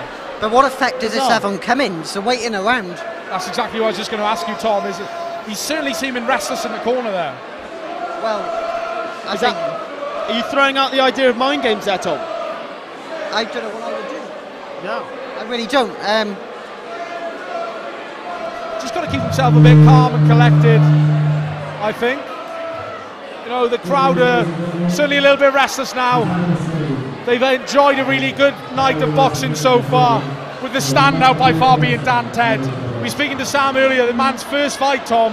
How impressive was that in his debut? A man beyond his years. Superb, a joy to watch. That he could be a future pro, he was that good. Yeah, he was, and he looked ecstatic in his interview as well, Tom. Well, for me, all that sparring paid dividends there, and preparation is key. As we see, Cummins is getting some last-minute jabs in with his coach, who's certainly trying to keep him calm. But it's such a big event here. There's so many people, it's so restless, and many of these people, it's going to be their first time in front of a massive crowd like this, Sam. Is this really going to be playing on his mind, do you think? He has a bit of experience. You know, this isn't his first fight. He's not a debutant like a lot of the other boxers here today. So, you know, I'm not sure if he's experienced something like this before. It can't be that ideal, you know. If he could have it his way, he'd be well and truly into the first, if not second round by now. But I'm sure he's got a bit of experience. I'm sure he'll know how to deal with this. His coach seems to be talking to him, giving him some wise words, keeping him busy. Needs to keep himself warm, ready, so that when Bailey comes back out, you know, he's ready to go. Yes, and you have been watching the Battle of the Diff live on the Cardiff Met Sport TV YouTube channel. Don't forget you can see our other content on our Facebook page at Cardiff Met Sport TV. Also on Instagram, which is also at Cardiff Met Sport TV, where we are doing live behind the scenes with Olympian Mika Moore on our socials this evening, and also at CMet Sport TV on Twitter. Feel free to get in touch with myself, Sam and Tom. If there's any questions you want to be asked at the interval, we're having a wonderful time here at the Battle of the Diff. It really is an impressive evening, Sam. Yeah, it's great. Yeah, if anybody wants to send any questions, we are all over Instagram, I believe, all of us. So fire away, and I'm sure we'll try our best to answer them. But yeah, it's a little bit subdued here now. Not many people know what to do. I think a lot of people have probably headed over to the bar to get a couple of drinks in. I certainly would be. Yeah, we don't have a drink here, sadly. Working men, but you know, warming up over here. He wants to get out there. You can tell. You can by the look on his face. He wants to get involved. He's restless. Yeah, absolutely. As you see, Tom nipping back into our screens here. Interesting update there. I just went backstage and I just saw Bailey Walters there, and I know him and his coach are talking about staying focused now and not letting this affect his mentality going into a fight. So I think Walters is a bit like, I'm a bit unprepared now for this. I think the same can be said for Cummins. He's just restless in that corner. He hasn't stopped moving. I don't know what Cummins would do. Should he have gone backstage to the dressing room or what? Yeah, this is a very, very interesting one. I'm not entirely sure. There's someone calling for an autograph from you there then? Yeah, it makes a change, because usually people are calling for my brother's autograph, which is nice. But Bailey Walters is starting to make his way back into the ring now. If I was Ellis, I'd be extremely bumfuzzled by what's just happened. It's absolutely mind-blowing. But, you know, we're back in the ring now. Let's get things started. Don't forget that this is the exhibition match of the night. 3 minutes each round. Potential is a bit palpable now. Everybody's looking forward to this. That was a quick shave, Marianne. Gav, he's almost like you now. I think we'll see he's already cut now, because it was that quick. He's probably cut himself. So yeah, I can't quite rock that 5 o'clock shadow that he's getting at the moment, though. As much as yourself, Sam. Tom, can I ask you a question? In this sort of circumstance, Does anything happen to the man that's effectively delayed the match? Does he have any sort of disadvantages now? Well, no actual disadvantages other than perhaps being underprepared. Okay, all right. Yeah. But it just doesn't look good on him, does it? Yeah, absolutely.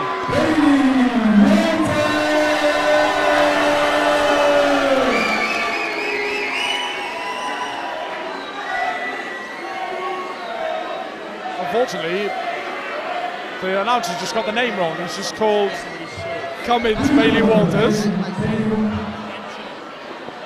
One of our spotters had just told us he's already bleeding from his shave. He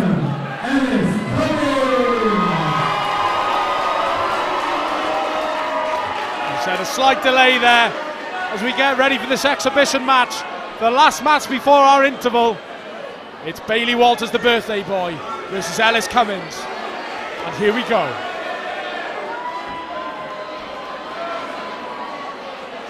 Bailey Walters boasting a record of 9-5.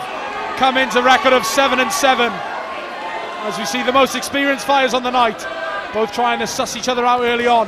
But Walters, the birthday boy, landing a couple of early body jabs. Gav, it's to be noted that there's a bit of blood actually on the side of Bailey Walters' face. Must be from when he shaved earlier, trying to cut himself quickly, unfortunately. But Walters and Cummins, the two most experienced boxers here, how are their heads going to be after that slight delay?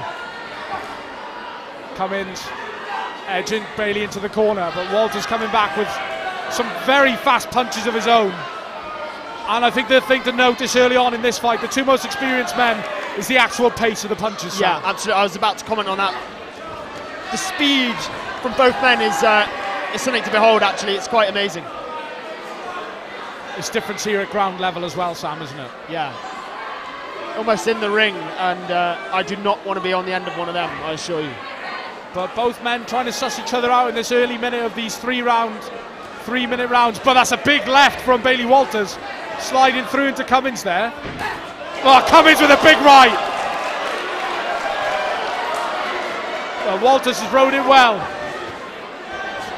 Coming back with a few shots of his own. Bit of backhand punches there. Yeah, that was quite a bizarre one, actually. He went for the round the back shot. Not sure that's legal, but Bennett decides to let it slide. Not sure if you're going to be able to deal any damage doing that one, but it's worth a try. It's worth a try. Bailey Walters, very compact, throwing a good lot of punches there, and another sly round the back shot from Cummins there. But what Cummins seems to be doing, Sam, is weathering a little bit of punishment and then trying for that massive overhand right. Yeah, Bailey seems to be getting caught by the odd shot here and there, and I think he's struggling with distance actually quite a lot. He seems to be swinging, but he's going almost like round the back of Cummins' head, and he's not really dealing that much damage. But Walters landing more punches in this first round. Cummins, it doesn't look like there's any love lost between these two as a big right comes in from both men, catching each other, and Cummins getting his hand in people's faces as the referee calls him. But that's the third time in the fight I've seen him shove Bailey Walters' head back. No love lost between these two men. Obviously a big fight between Cardiff Met and Cardiff Uni. But swings from Cummins. Walters trying to use his jab.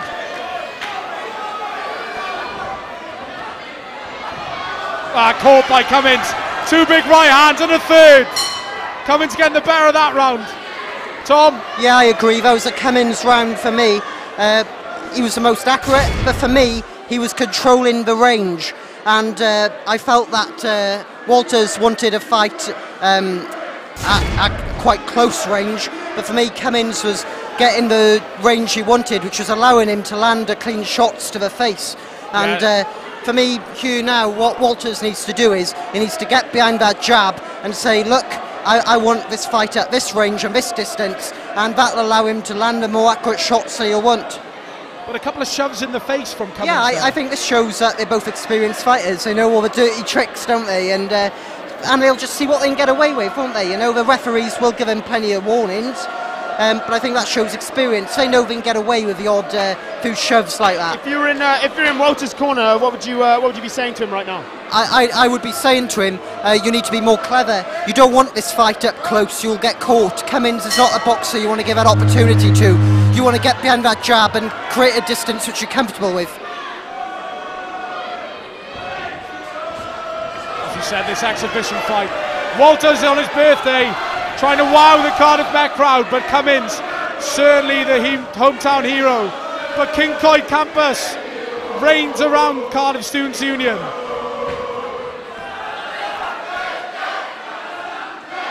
As the Cardiff Met faithful get into this fight with Cummins, another right hand.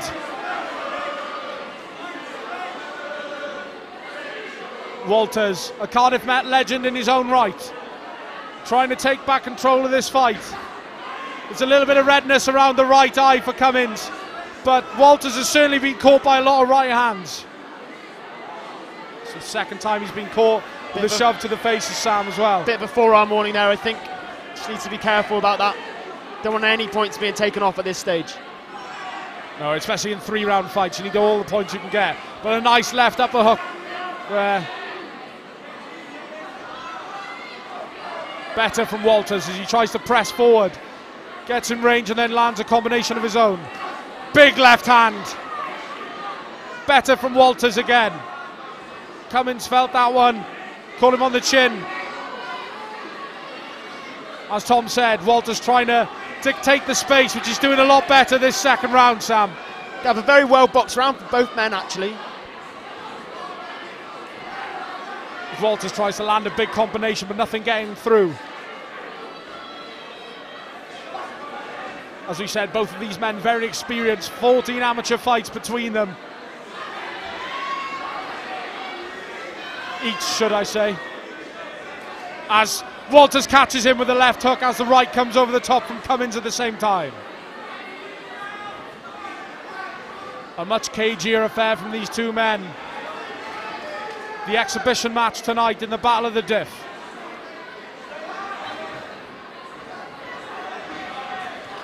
Both men seem to be controlling their energy levels quite well. Actually, they both seem to be looking after themselves out there. None of them seem to be tiring, which is good to see. Actually, allows a little bit more ferocity in their fighting. We said the punches are quicker in this round than any of the other rounds we've seen. As a right hand slips through, I'm not sure if it caught Bailey there. Walters still trying to dictate pace as both men are throwing some ferocious punches but not quite landing. As Cummins goes for a right hand and Walters lands with a few of his own. Big body shot from Walters. Cummins definitely seems to be going in for the in and out technique. Tom, who do you give that round to? I give that to Walters. It's one apiece. I think he must have heard my advice there.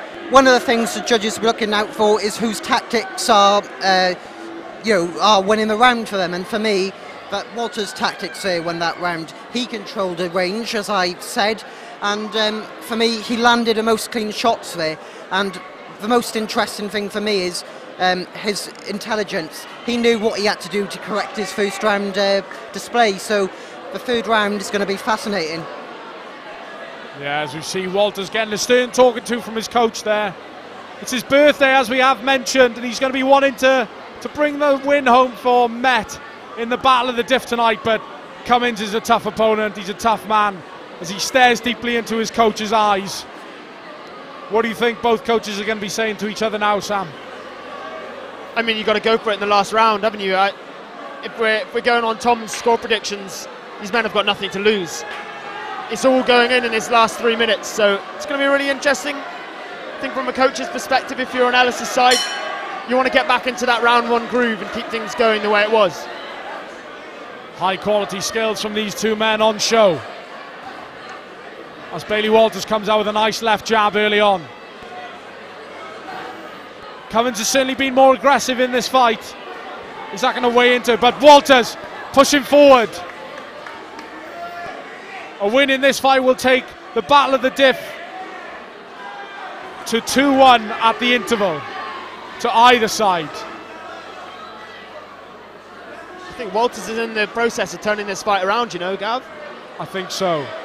It's his birthday, but a big right. I'm not sure if that caught him. But they're both throwing punches now. As Cummins pushes Walters off and tries to land a few body shots of his own. Ellis Cummins very vocal with some of his punches. You can put in all the effort he can. Grunting like a tennis player when he lands that big right. Putting all of his effort into that power punch. But Bailey staying away, trying to get as many scoring jabs as he can. Walters being a bit more aggressive in this third round is what he needs to do. Needs a big round as the man from Met. Oh, left hands landing from Bailey Walters, the birthday boy. But Cummins shakes them off.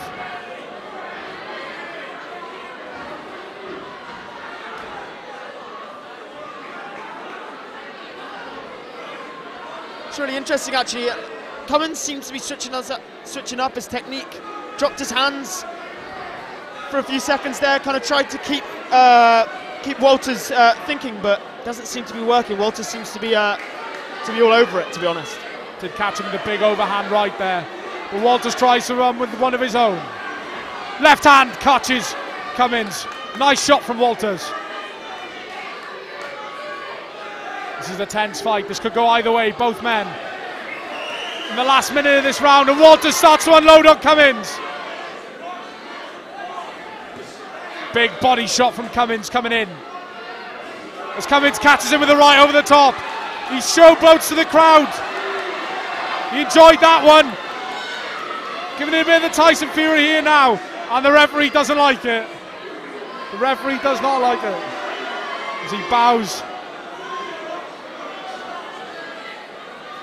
Cummins showboating a little bit there, Sam. Is that going to go against him? I don't know. It's a difficult one. I mean, he got him with a good punch, but I don't know if it's showboat worthy, to be honest. Oh, as Bailey comes in, tight at the end. Bit of frustration from the showboating, possibly.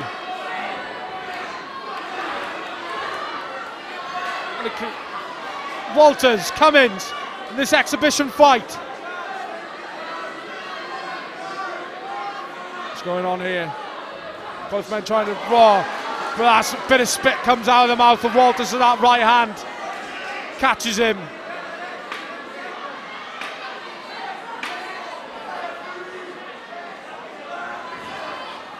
I'm not too sure how long this round's been, to be honest. Our clock has run out. As we say, that's the end of the round and a good end to the exhibition fight, Tom. What a fight. This is a split decision all over it. But for me, Walters has nicked it. Purely based on his shot accuracy in that last round. I think the thing that I took away from that, Tom, is even though Cummins showboated, he only landed one really good punch in that round for me. Yeah, I think that Walters blocked a lot of Cummins' shots there. He's won this. Perfect birthday present. I mean, I really don't know how to score that last round, if I'm going to be honest. I mean, it was a really tight contest. I'd say Walters. I think the showboating from Cummins may go against him. That's not the kind of thing referees like to see. Also not in an amateur boxing fight where a lot of people here probably would have enjoyed it. Blue. Just a little bit disrespectful, and it's almost what side it's not needed. It's not needed in a fight like tonight. Especially, it was a really good fight. Just kind of, you don't need that. Cocky bastard in the ring, isn't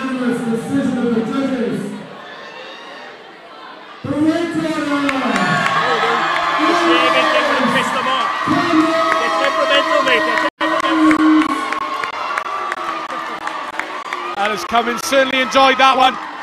Loving that one. He comes into the camera and looks at it. Tom not scoring that the way that he saw. Very happy Ellis Cummins though, Sam, and he did land some big punches in that fight. Yeah, he's absolutely ecstatic with that win. Interview coming, move. He seems over the moon, to be honest. He's cheering, he's walking around. He got a big hug from his coach. And I think he's talking to Tom now. Ellis, congratulations on the win. How pleased were you with your performance? Yeah, it without being disrespectful, it was easy. I didn't get out of first gear. I could have done another 5, 6, 7, 8 rounds. It's easy, it's what I do. It's as simple as that. No, they don't train harder than me. And I'm just ready for whatever. Back out Friday now, staying busy, staying ready. Yeah, it is what it is. How was that delay? What went through your head? Listen, like I've had worse than that happen before. I drove to Exeter to fight and I've got there and I haven't fought. So it's the bread and butter, it's the sport, man. You know, we got to do what we got to do. And it is what it is, but we're here, we're winning and we're keeping going. So, would you say you dictated that fight? Easy work, you've seen it yourself. Easy work. So yeah, I like Bailey's a good kid, but your experience shone through. Yeah, easy work. Going out again quickly now? Friday I'm ready again, another win in the bank, and it is what it is. I just want to say thank you to my dietitian, my ma, because I know she's probably watching now in tears, so I love you, Mum. Thank you for the grab. My old man, he's a prick, but I still love him as well. Sorry for the language, thank you very much. Team effort, well done. Thank you. Trophy there. And that's the end from Ellis Cummins. A really good end to that first round of fight. Ellis Cummins making it 2-1 to Cardiff Uni in the Battle of the Diff. What's happening now? Wonderful start to the day, Sam. Tom, what was your standout moment from that first bout, from the first 6 bouts? I think it's got to be Dan Ted's performance. Wow. You know, for me, because soon that was his debut, my word, like for me, his punch power was really, what set him apart from all the other boxers. But Ellis Cummins there, I felt with Ellis Cummins there, I think his confidence shone through. I thought it was a tight fight, but perhaps his confidence is what swung it with the judges. He landed a lot of big punches as well. I think probably that what won it for him was probably those standout moments. What are your thoughts on the showboating at the end there? I think he knew deep down it was tight. Perhaps he just wanted to make sure the judges knew that he thinks he's in control of this. Yeah, but as I said, Sam, it's really been a wonderful night of boxing so far. We have got much more to come on Cardiff Met Sport TV, on our YouTube. Please stay tuned for the second half, and we will be back with you later.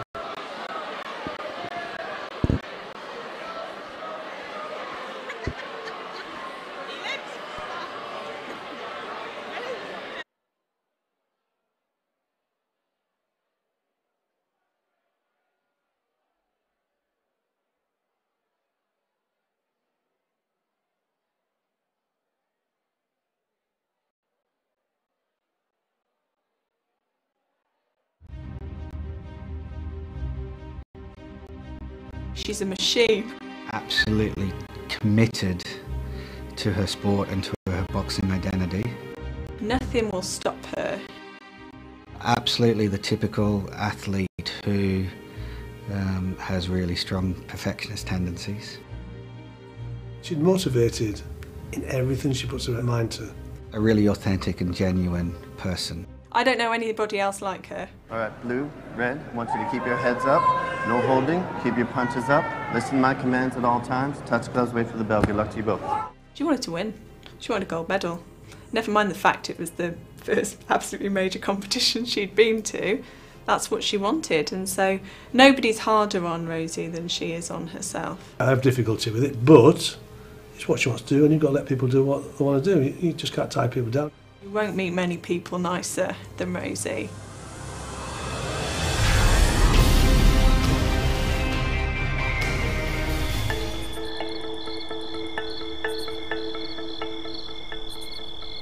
I used to go to bed in my clothes the night before I go training, wake up at like 3 o'clock in the morning, sneak out the back door of my house, wheel my moped down the road, start it up and cycle all the way from a place called Caldecott to Newport. It took me 40 minutes.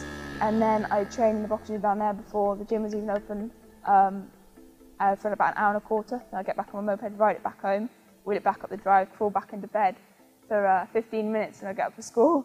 I didn't get caught for about 2 months. Then my dad got wind of it, who didn't live with me, and wasn't too pleased. It's quite funny to look back at now, but we did have words, and I must admit, I wasn't keen on the boxing, and I don't think any dad would be. Initially, I made sure that she was very aware of the risks. I work as a speech and language therapist, and at the time I was working in the Heath, and there's neurosurgical wards in the Heath, and you see people with head injuries and with very nasty head injuries, and so I just wanted her to know what the possible consequences were, not short term but also in the long term, and she knows, and that wouldn't stop her. Boxing is a unique sport. I guess every sport's unique in its own ways, but the pressures in boxing are different.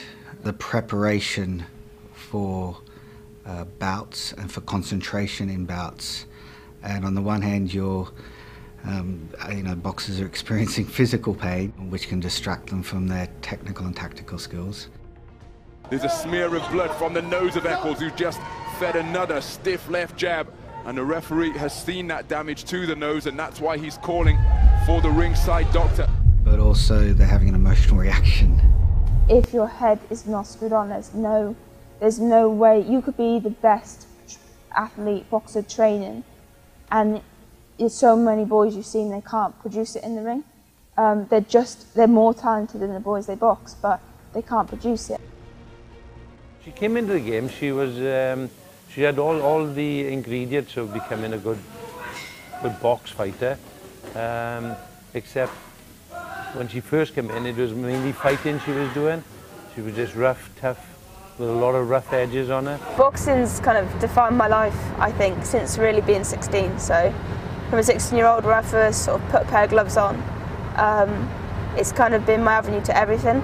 You know, I think it kept me on the straight and narrow and gave me that drive, but then that sort of bled into sort of even an academic side. Really, it pushed me towards that, and it's kind of defined who I meet and the good people in my life, and giving me like that self-discipline and that sort of that self-confidence to go out and get what I'm looking for as well. I think it's kind of defined everything. Everything now is sort of in my life is circled from boxing. Probably one of the most dedicated, hard-working and passionate people that I know, and the balance she has in her life is incredible, which inspires me every day. But yeah, she's just a genuinely hard-working person who deserves everything that she has and everything that will come to her. Leading into the Commonwealth Games, it was really about, I think she just wanted to get there. Commonwealth Games, I think, were like the best thing I'd ever done in terms of, I think, the challenge, like the vibe, the build-up, like that one solid goal that we trained towards. They had a set programme, even to the point of getting onto Australian time. They slept in the day, they ate them times for about 2 or 3 weeks, didn't they, before? Was it a month? About that. Yeah, and then she had to fit a uni work in. The first time that really people had been able to properly follow along, like family, and then to feel the buzz back home. Because like with other Europeans I'd done well, they followed, but it wasn't quite the same.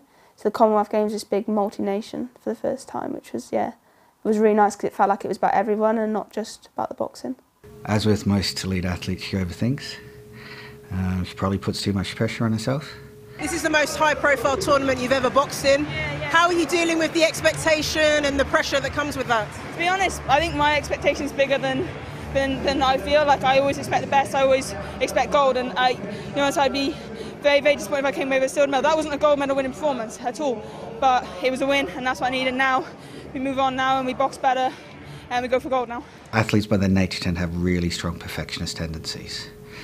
And that's fine, and we want to reinforce that and value that. But the moment those tendencies fall into perfectionist concerns, that's when it's really easy for elite athletes to feel overwhelmed. And so what the brain does is it plays tricks. It then creates, if you like, a music library in their head that repeats a cycle of negative phrases, negative words, and that can create a fear of failure. When silver medals, I got silver in the Europeans and I cried for days. So yeah, we're going to be going for gold on the 14th, and I'm ecstatic.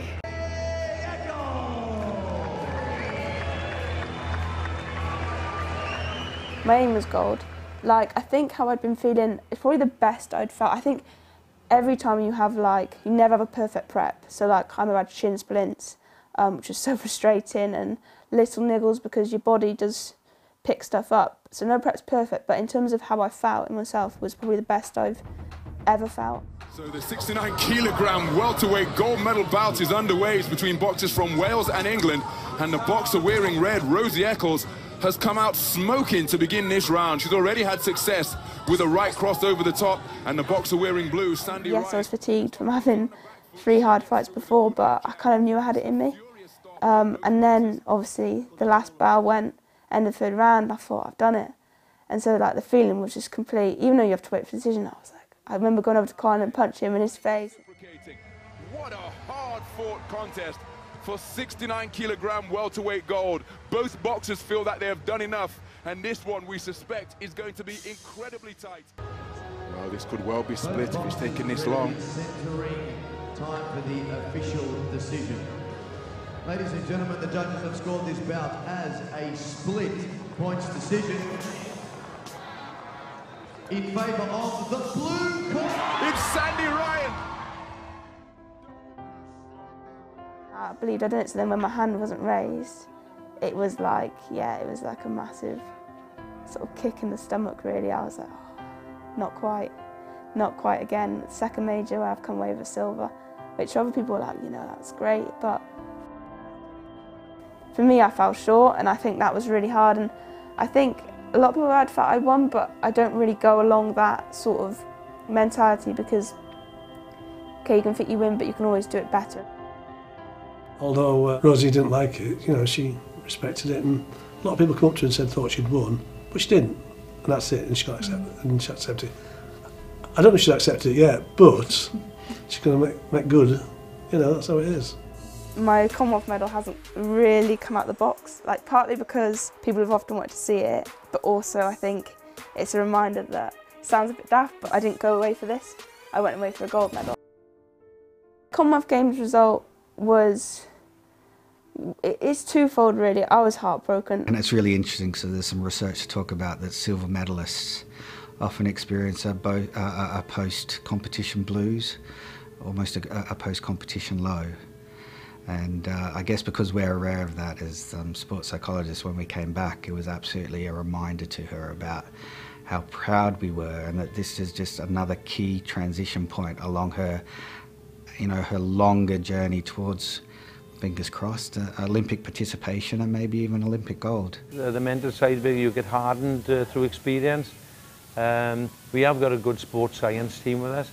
We've got psychology, physiology, nutritionists, etc. It just keeps going. It's endless, the sports science team. We try to get them to come away from it and deal with situations themselves to make them self-sufficient. And I think Rosie is at the stage now where she is self-sufficient. I kind of looked at it as, okay, I went out and I performed. Like I performed every fight and I didn't let the pressure get to me. It was a massive learning curve. Like we were out in Australia for 5 weeks, you know, dealing with the pressure. Like that is all we trained for the last, God knows, 2 years, or, you know, that was the main aim, especially of that last 5 months as well. And I think I had to take the good from it and went back, and I actually watched it back a lot, like, okay, I still watched it back, actually was more convinced. I felt like I'd done it, but then it was not about that. It was about, okay, what do I need to do better? And that was kind of it. She's had some good news this week that she's been opted on to the podium potential up in GB in Sheffield. So that means she'll move away from this programme and she will now be participating in Sheffield on a 4-day-a-week with potentially the opportunity to qualify for the 2022 Olympic Games. So she's now moved up another step on the ladder. I start next month, so the 1st of August. So yeah, that's like a massive step. To be honest, I'm really going to miss my coaching team here. Like they've done masses for me, like all 3 of them. My training sort of split between here and the GB setup in Sheffield. I train up there 4 days of the week, train 3 times a day, and then I drive back and my training continues here and my degree. Yeah, so this is my set of deadlines that I've got. So the idea is to get 2 more ticks, give or take. No, maybe one more tick before the World. On the way to Pontypool, this is my home gym in Pontypool. So this is where, when I'm back from GB, other than Welsh squad, this is where I'll sort of come and train, which is really nice to go back to see all the boys. I think I'm fighting maybe in Poland and Spain in September. First one's back. And then I have the World Championships. That's massive for me, you know, to medal in that. People think the Olympics is far away. The Olympic qualifiers are next year, which will be an extra Worlds. In my eyes, my performance now, go and medal in and, you know, winning ideally, but aim is medal first. Medal in the Worlds is a massive statement in terms of your qualification potential.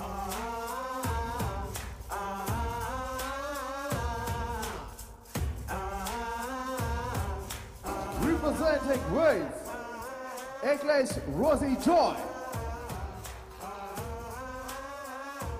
Outside, pollution was horrendous. I think she's asthmatic, so She's- it affected her quite a bit. Yeah. Rosie Joy Eccles, a good opportunity for her to make her way through to the next stage, but I can tell you a Canadian opponent will be no pushover here.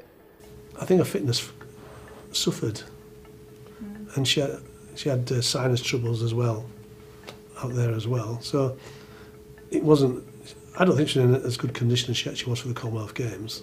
They put the extra Worlds in next year, so this is the Worlds, pretty much 11 months before the first Olympic qualifier.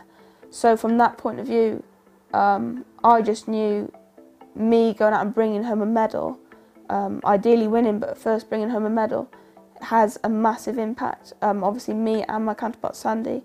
It's not about her, it's about my performance, but it is relative. It was about going and performing well and bringing back a medal to say, like, look, a medal is Olympic qualification. I proved I can do it. Would it be the silver rondo in red for Canada or Rosie Eccles for Wales in blue? The last winner of the afternoon session. Great to see such sportsmanship when it's so tense. By split decision. Split decision it is. Then the red corner. Oh, it's gone the way of the Canadian. Canada. Rosie Eccles is distraught. Rosie Rodell. Eccles distraught, and it's just those two judges from Korea in Zimbabwe who give it wildly in favour. On the day I felt fine in myself, and you know, I'd shook off a lot of me being unwell, and I was up and ready for it as always, but in there I just didn't feel I had my rhythm, I didn't feel all together, and I knew I was not boxing well, and I was just like, what's wrong? But I think when I got out, I beat myself up massively that I didn't get the decision, but then looking back now, I'm like, okay, maybe a lot of things maybe contributed to that feeling in there.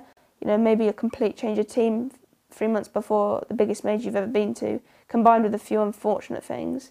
You know, my performance is on my head and I should perform no matter what, but I think now, instead of beating myself up, I can look at it like, okay, that happened. Next time, we'll try and do everything so those things don't happen. I think no matter what's happened, and no matter how many setbacks she has, she's always just picked herself up, and she always will find the good. You know, it's so difficult being an athlete, but then trying to be an athlete and do your masters and then be a young 22-year-old and have friends and have relationships, it's difficult, but no matter what, she'll always be positive because that's just who she is. And she said to me earlier, it's just life will throw you things, and it's just no one owes you anything, you just pick yourself back up. And that's such an inspiration to everyone to hear that. There's great days and like you share them with everyone, but there's some really dark days, and a lot of the times you'll suffer them on your own as well, and especially in an individual sport. God, I'll beat myself up time after time again, but then it's knowing how to then turn that around, and it's knowing how to use the support of your friends and your family as well. I think it's quite easy to go into yourself sometimes and be like, oh, I can't, you know, I can't do this on my own, and then not ask for help. And all's not lost, you know. I think it's still all to play for actually going into this next year. In June is a massive opportunity to prove, okay, that happened then, that's a year out, and now let's keep performing over the next year and benefit more and have big things coming.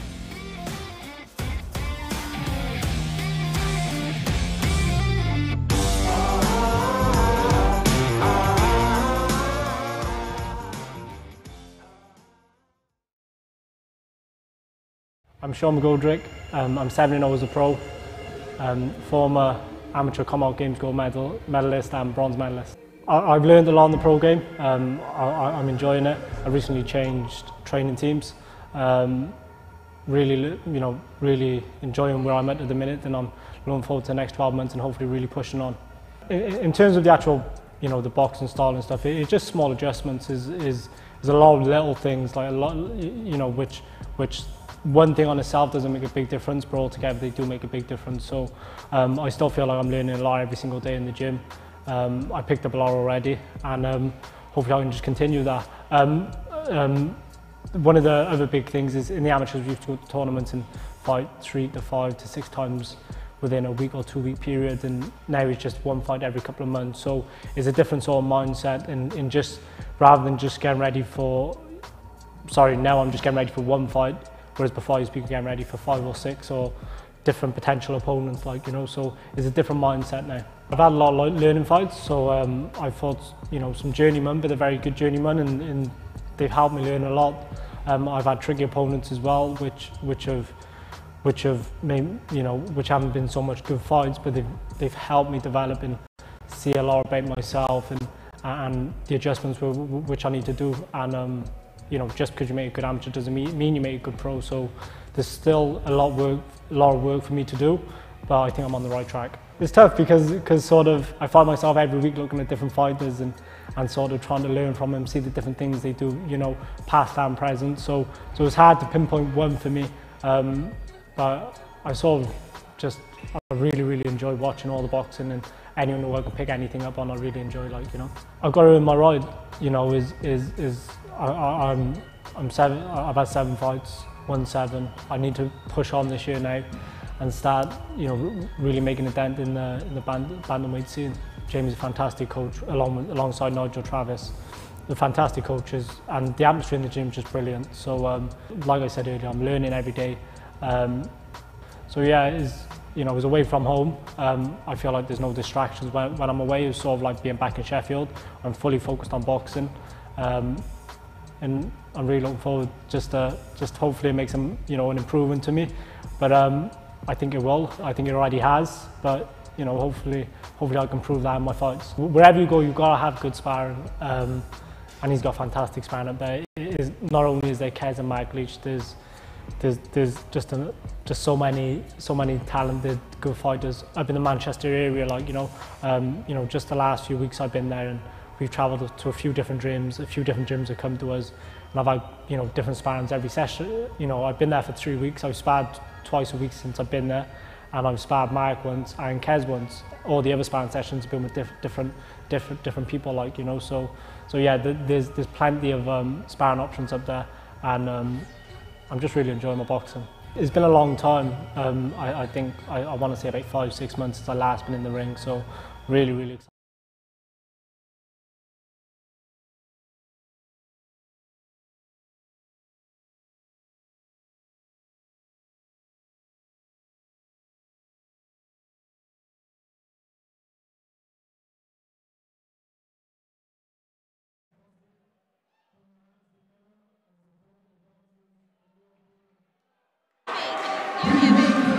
Welcome back to the second half of the Battle of the Diff, and we are starting off with a certain crowd favourite this evening, Sean Daniel Jones. Sam, the crowd have been singing, I'd rather fight Mike Tyson than Sean Jones. I'm not sure that's true, but we are joined by the wonderful Mika Moore. How are you? Hey. Oh, thanks guys, I'm lovely. How has your day been so far? What have you been up to? It's been quite a hectic day, but I'm happy to be here. It's livened me up a bit. Yeah. What are your thoughts about some of the fights that you've seen so far? So far I've seen, I think I've seen 3 fights so far, and it's been impressive. Like, for amateur fighters, I'm really impressed at their skill level. Yeah. Mika, you are, out of me and Gavin, well, us 3 here, you're the only one that's actually stepped foot in the ring. So can you give us some insider knowledge as to what it's like in there? Yeah, so last November, just before my birthday, I stepped in the ring for a charity fight. It was really exciting. I loved the training for it. It was amazing, gets you absolutely ripped. But once you're in the ring, you're on your own. You might have your crew with you, you might have your coach on the side, but you're so alone in there, and it's quite scary. And as soon as, well, my dad says, and obviously it's a quote, but everyone has a plan until you get punched in the face. Yeah, I can imagine. Well, we imagine that's the case. Yes, but we got the main man here, the certain crowd favourite, Sean Daniel Jones. 69 kilograms is his debut, but we have been told that this man is a showboater. He's got his very own sparkly shorts. He has got a legion, and I mean legion of fans here this evening. Anyone that you've been hearing at home, anyone that you've been hearing in this crowd of people, they are here for this man to box these 3 rounds. It's going to be seriously intense, and I'm sure the atmosphere is going to get very, very heated. And he's up against Aidan Yip. It's his uni debut. He was very nervous, probably the most nervous of all the boxers earlier today. How do you think he's going to come out and combat that, Mika? I mean, you'd hope that his coach is over there telling him that all the training he's done is for this moment and that he can do it. I didn't really get too nervous before my fight. I think the nerves came when the bell went, but I think to be able to overcome those nerves will give him massive confidence through the rounds. Here we go. Second half of the Battle of the Diff. Sean Daniel Jones, Aidan Yip. Here we go.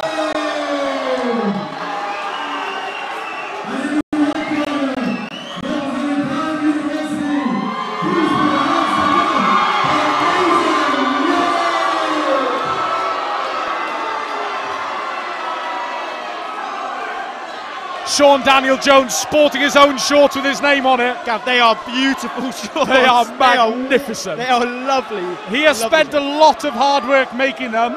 I'm not sure if he's made them himself, but apparently a lot of hard work and effort has gone into those shorts. Yeah. That was word of mouth from the president himself. And here we go. Sean Jones. Aidan Yip looking for some body shots early on.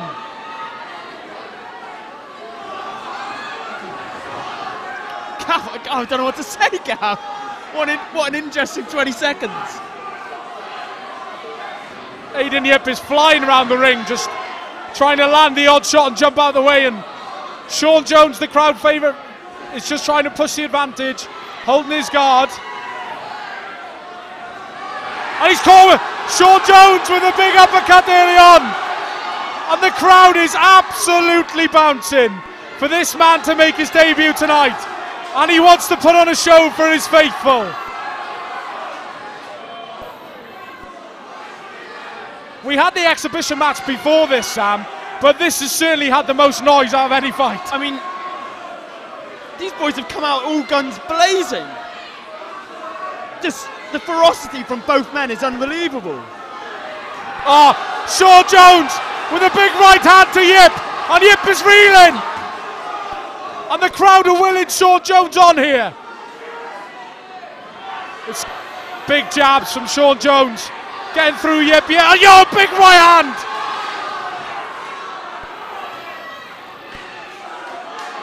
The man you would not other face. It's really not. It's pretty good movement from Aidan, though. He's getting caught on every opportunity by Sean Jones' right hand. Yip coming back with a few of his own. Sean Jones being willed on by the crowd. He's caught him with a big right hand, another one. Yip is getting hammered here in the first round. Oh, what an explosive first round that was, Mika. Wow. So, like, as a fighter, I think I wasn't that fast and that didn't have those movements in my locker. But I'm surprised he kept going. I don't know where he found that energy to keep going. The referee kind of let that one carry on, which I was quite glad about, actually. I mean, there was no standing counts, which was quite nice to see, but I mean, Yip was just a little bit all over the place, trying to avoid punches. He seemed a little bit erratic on his feet. I think that's the nerves. I think that's the nerves showing. Obviously, you go in there with a bit of a plan, and if you're moving that quickly and you're just a bit sporadic, is there a plan in place? Have you just kind of lost that from your brain? Yeah, I think that's definitely the case. I mean, the crowd obviously doesn't help. There's very little people here in favour of Yip. So, I mean, hats off to the man. He's still standing up and he's going into round 2. I mean, we went to the England-Wales game the other day in a pub in Cardiff, and I would say the noise for Sean Jones has rivaled that of when Josh Adams went over in the corner. We don't talk about that, Gab. We don't talk about that tonight. But Yip comes early in with a right hand. Certainly round 1 to Jones, but these two are swinging for the fences. Sean Jones Big right hands and lefts landing at every opportunity. Surely the referee's got to step back in here, Sam. But he hasn't. Sean Jones being willed on. Yip trying to come back with some body shots.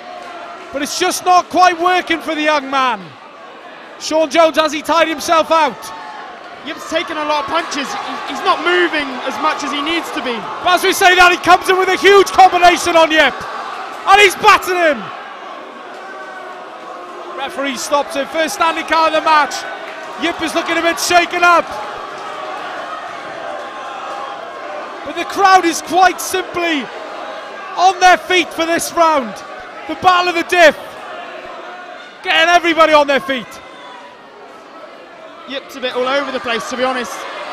He's slipping all over the place, more than a bathtub without a shower mat, in all honesty. But Sean Jones lands another huge punch to the face, and another! And the referee steps in again. This is an unbelievable fight. And the Hewitt cries right now around Cardiff member. Yip comes back with a big right of his own. The man's taken so much punishment. Can he come back from it? Oh, a huge right hand. And Yip landed big punches of his own. But back comes Jones. What a round, Mika Moore. Wow, I think he did so well staying there. After that first round, it must be sort of debilitating to have come out and not really made his mark, okay? But now he's sort of controlling himself. I feel like he's getting better through the rounds. I mean, Sean's a great fighter. Yeah, big replay here. It shows Yip throwing a big couple of punches of his own, but back comes Sean Jones at the end of the round, and he's just throwing some massive punches and they're all landing. Yeah, I mean, I think tiredness is getting in the way of Sean's game now. They both went so big in that first round. They're almost kind of struggling now in the latter. And it really does take it out of you. I mean, I fought these 3-minute rounds, and you don't think that it's going to take it out of you, but the adrenaline and everything takes its toll. Yeah. And you go and sit in that corner, and you're thinking, oh crap, how can I get my breath back? Yeah, I mean, from a bystander's perspective, we're watching this and it goes so quickly, but I feel like when you're in there, it's like just a slog, and every second feels like a lifetime. But he must be getting that extra couple of adrenaline, extra bit of Sean Jones from this crowd that has clearly been behind him from the opening bell. But Yip answers that crowd with a big right hand. Sean Jones throwing some air jabs, but Yip coming over the top. It's currently 2-1 to Cardiff University in the battle of the Diff, but it looks like Sean Jones is going to make it 2-all. But Yip is certainly coming out fighting this third round, Sam. Sean hasn't done anything this round so far. He just had his gloves up above his head. He's not really offering much. Yip's coming forwards and approaching him, but you don't want to let off at this stage. You want to secure that victory, and Sean really needs to do that.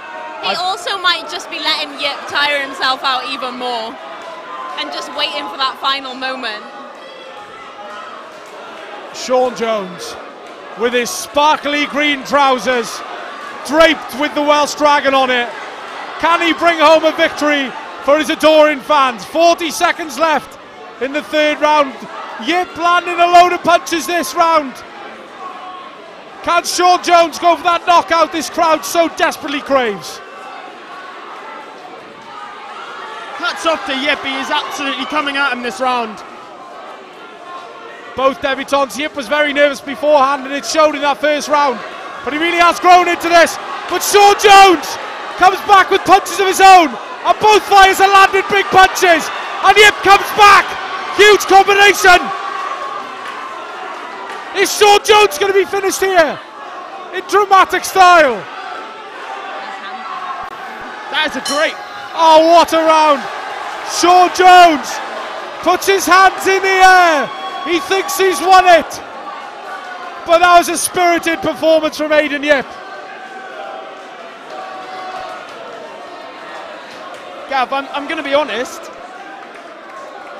I think Yip took that last round. I mean, Sean didn't offer anything in that last round. He protected himself well, but he didn't go forwards at all. He was just protecting himself, and from the judges' perspective, they need to take that into account because he hasn't really done anything in that last round. So, you know, I'd give that one to Yip, and it's going to be interesting to see what the judges score this one. But as the crowd is saying, there is only one Sean Jones. Let's see. What do you think, Mika? Who do you give that to? Do you know what? Like, for effort, I'd give it to Yip. I'm so impressed with him for calming himself down through those rounds and making sure that he got out what he wanted from the end of that fight. Obviously, Sean really fought well and is probably going to win this. Oh. Big round of applause for both men. As it should be for every fighter who has fought tonight at the Battle of the Diff. But who has come out victorious in the grudge match?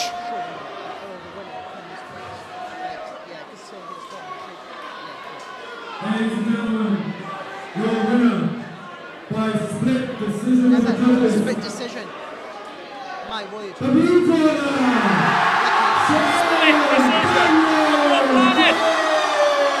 And the biggest cheer of the night goes up for the winner, Sean Daniel Jones. He's been a crowd favourite all night, and the crowd is showing their adulation for him. The man put on a performance. He's struggling in that third round, but deserved winner. Yeah, I mean that was a good fight from Yip, but he kind of controlled the game from the start. Did Sean? I mean, I don't think he was as convincing as he really should have been in that last round, but. I mean, a W is a W at the end of the day, and I'm sure he's absolutely over the moon with that, as are everybody. Well, a huge supporting fan base of his here. And he brings out the dragon. But just listen to the adulation.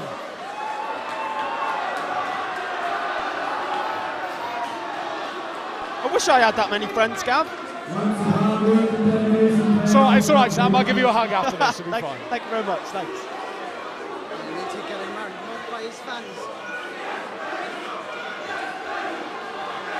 The man's been mobbed. He certainly has been a crowd favourite ever since the gates opened tonight. The crowd has been waiting patiently over 2 hours for him to come. Hopefully we're going to get an interview with him, but he seems to be running away.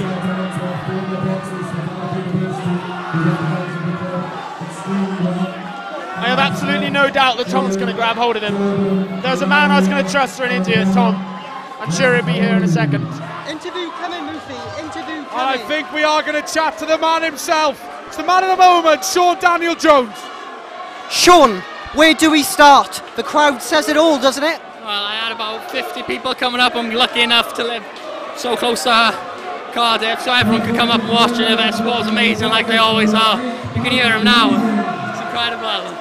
What a performance, so by you. Was you surprised it was a split decision? We thought it was clearly obvious in the corner. We thought we won the first 2 rounds. Keep him away with a jab, just keep him away. And I thought, yeah, he won the last round, I'm not going to lie. And pretend like I was better than I was. He did win the last round, and it was scrappy at times. I should have done much better, but I think, hey, as long as 2 judges got it right, I don't care. I bet you can't wait to box again. Yeah, I can't wait to go again.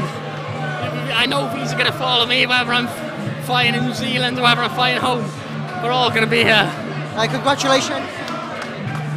And that was the man of the moment himself. That was Sean Daniel Jones. But next up we have a man who is a legend here at Cardiff Uni. He is the Cardiff University president, Matthew McFerrin. His fight was in doubt earlier on, not sure he'd make the weight, but he is going to be coming out here to fight Fraser Williams. Matthew McFerrin, silver at Bucks, fights 4-2 at the moment. Textbook boxer, he says, and a picture of confidence. But Fraser Williams, a man we don't know too much about, had to bulk up his weight a little bit today to meet requirements from the referee. 29 years old, and it's his debut. This is going to be a really, really interesting fight. It's going to be, obviously we don't know too much about Fraser Williams, so it's kind of like a little bit of a dark horse in this situation. But, you know, I think it's going to be an interesting one for sure. As we said, Matthew McFerrin there, the Cardiff Boxing Club president. 6 fights, he's 4-2. Calls himself a textbook boxer, throws straight shots, tries to stay on the outside. And he's a southpaw, but he had to cut a little bit of weight today, Mika. So, how's that going to play to his mind?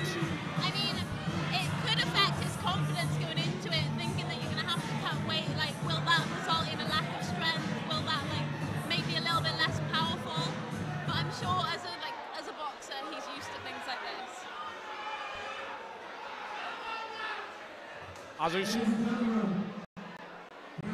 This man is the uni boxing president. I'm expecting big things. Big things.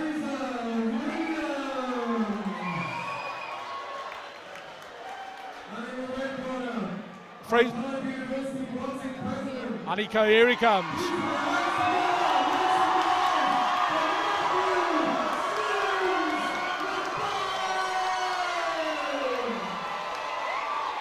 Almost a bigger reception as Sean Daniel Jones there. Yeah, I mean, this, like we said, this man is the uni boxing president. And there's no doubt that there are a lot of fans of his here tonight.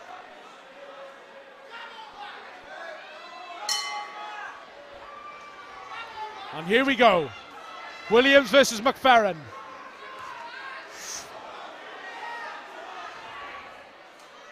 McFerrin keeping his hands high early on. Williams trying to come underneath and score a body shot. McFerrin working the ring well early on here, Sam.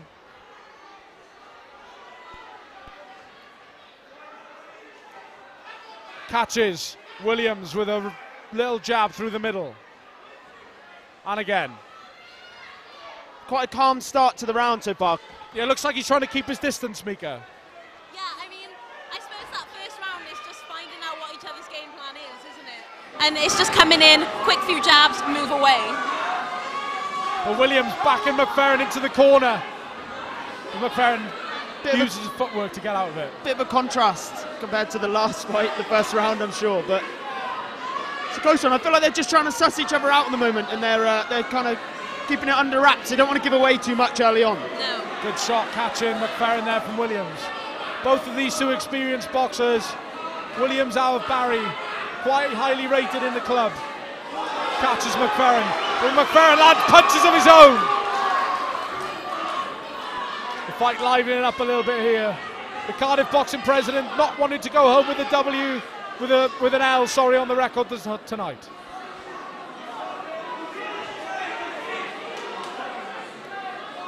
McFerrin staying behind the jab.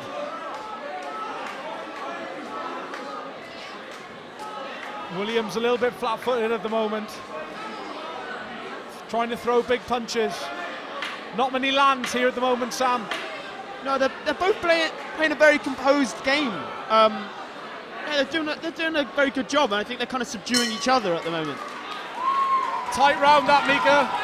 Very tight round. Yeah, tight round, and I really like that Williams, so when he comes through with the punch, it's coming over, and that's something that my coach taught me. Come over with the punch, you're bringing the power through it, and you can see that when it does connect, it's a nice punch. Yeah, I think this has been a little bit more subdued after the madness with Sean Daniel the Williams. Absolute chaos of the last round, the last fight, sorry. There's almost no noise. Yeah, it's almost kind of like everyone's calmed down, everyone's on a huge high. I feel like Cardiff Uni could make some more noise. Yeah, it's a very, tonight obviously being an amateur boxing fight, it's a very classy affair. Everyone's dressed very nicely in their shirts and ties. Oh, thanks, Sam. Yeah, no, that's okay. I'll take my tie off because I'm sweating so much. But no, I think everyone's being very relaxed. People are getting into the mood. I mean, I say that, but last fight was absolute chaos. But no, it's good. I like the atmosphere so far. It's really good. So the crowd tired out from cheering for Sean Daniel Jones, but some quick punches from McFerrin early on in this round. Looking like he's trying to up the ante a little bit. He's moving his feet really well here. But Williams overstepping his mark a little bit, trying to reach in. McFerrin lands 2 left hands and gets the crowd more into the fight. Very tight and cagey affair, but McFerrin's come out throwing some punches this second round. But Williams answers with a few of his own, Sam.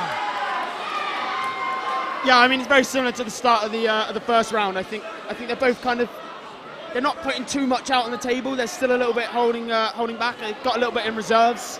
It's going to be interesting to see how it pans out.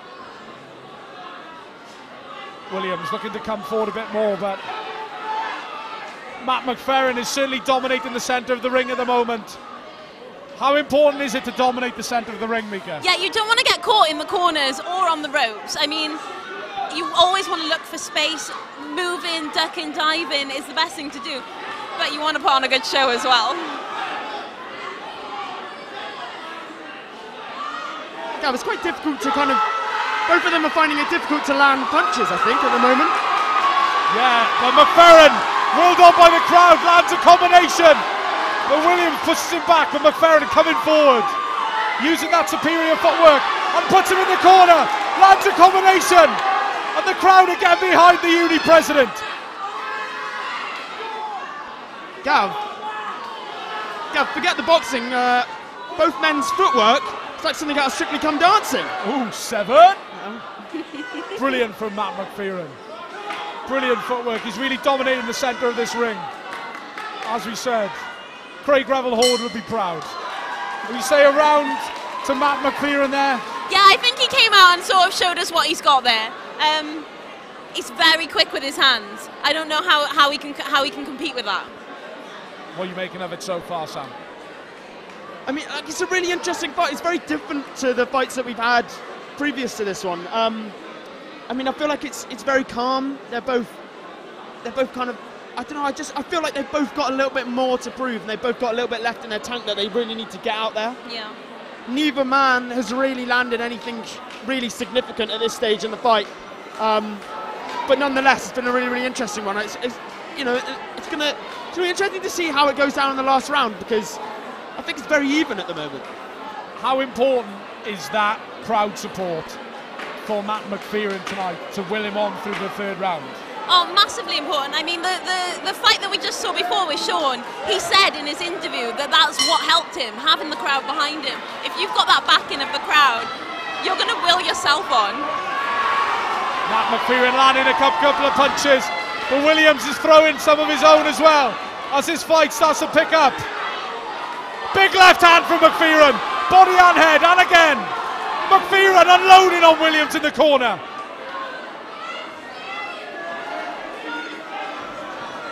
McFerrin starting to dominate this fight, but Williams catches him with a good right hand. And an uppercut. Williams swinging wildly here, Sam. Do you think he needs to? I mean, it's a difficult one, because I feel like McFerrin's come out very strong. He's holding the centre of the ring. He's doing a really, really good job. He's controlling the boxing well. I just think Williams has kind of got a point to prove, and he's running out of time ultimately. Mika, how difficult is it to keep your stamina in a 3-round fight? It is actually really difficult. Like we said, it's only 3 minutes, but you can see how hard these boys are going, and there's no stopping. So it's constant. You're trying to catch your breath. You're trying to wait for that second where you can just sort of breathe. Both fighters out on their feet after an early exchange in the third round. But to us, it looks like McFerrin, the uni president, has edged it.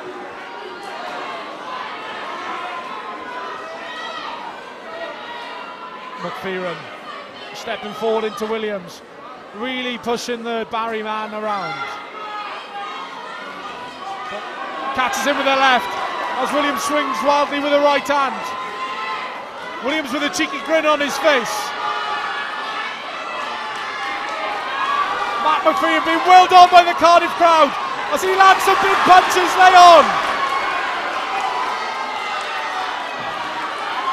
McFerrin, 5 seconds to go, lands a big one, and that's the end of the fight. That was a good round. Who do we think has won this one? I think it's going to have to go to McFerrin. Really, he showed a bit of class in that. I think he stayed committed to the fight. He stayed committed to his plan. Williams, you could see he was tiring a bit when we see his arms flailing. Yeah, there was a couple of stringing of misses there in that last 30 seconds for sure. But yeah, like Mika said, I think McFerrin kind of he just controlled it well. That last round, he controlled it well, and like as you can see on the replay here, Williams a little bit all over the place. If I'm going to be honest. Yeah. McPherson landed some good punches later on there. But in fairness, I think probably one of my favourite fights of the night. Yeah. Evenly matched.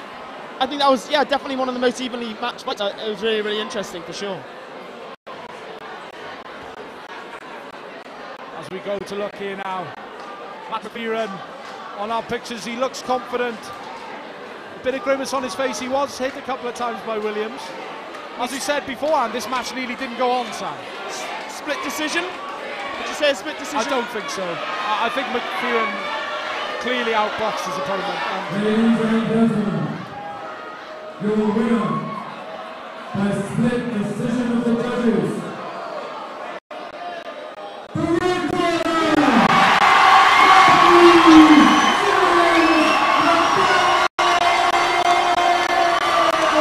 Well, it was almost inevitable, wasn't it? He's the boxing uni president, but people might think that is a bit dodgy, but he was clearly the better boxer in that fight. Yeah, I mean the split decision. I think he kind of edged it there at the end. Hats off to the man. He boxed very, very well tonight. Very, very well tonight. Interview coming.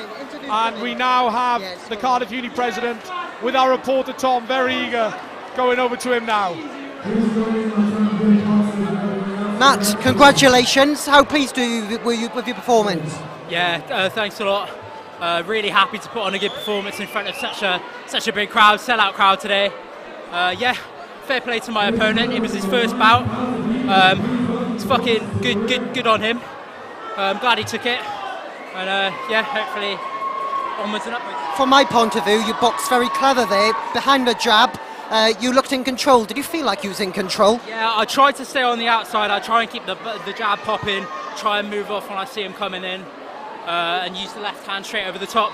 So I just boxed my game, tried to keep him on the outside, and I think that's what happened. As president of Cardiff University Boxing Club, how proud do you feel to put on an event like this? It's fantastic. Massively. It couldn't be done without all the volunteers, yourselves, the committee, the coaches, the WABA, everyone at the SU's been so helpful. Just so many people come together and really make the night. Congratulations, here's your trophy. And that was the uni president, Matt McPherson, a grin across his face, and his mates happily giving him the winner's medal here. But now we go on to our one and only female fight of the evening between Alana Bale and Jodie Horton. It is currently 2-2 in the battle of the Diff between Met and Uni, and this is another Met versus Uni special. Alana Blake, 54 kilograms, 20 years of age. She won silver at Bucks recently. She's got a kickboxing background, and she's extremely talented, Sam. Yeah, I mean, we got them before the fight. We got Alana and Jodie.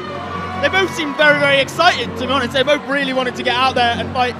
They did acknowledge each other behind the scenes, and they both were friendly and they seemed happy and they chatted a little bit. But I mean, I feel like that all goes out the window when you step into the ring and they're your opponent.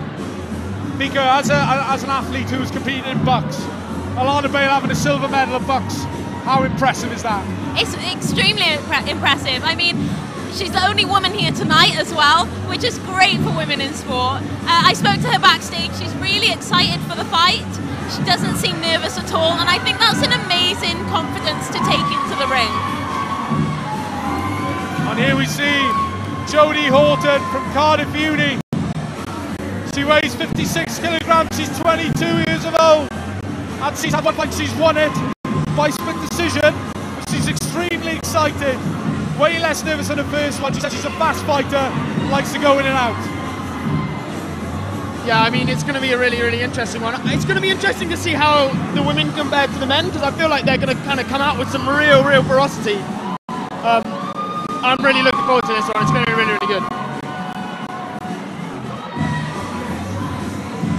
Yes, the first and only women's fight of the night.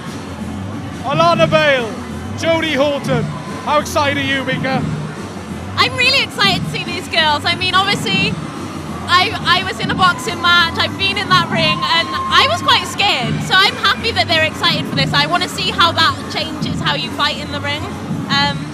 Yeah, power to the women. Gav, Have you ever stepped foot in a boxing ring at all? I've been in a boxing. I did boxercise once. I'm very good at the boxing punching machines. Yeah. I once got 900 on one of them. I'm pretty sure it was broken, but that's the only thing. I'm not a violent man, as you know. Okay. I think that was the issue with me with boxing. I'm not a violent person. I'm a little bit too happy to box. I found myself apologising when I was sparring every time I punched someone, and I just don't think that's the kind of trait that a boxer should have. Yeah, I don't think Tyson Fury's apologising when he's rapping Deontay Wilder in the face.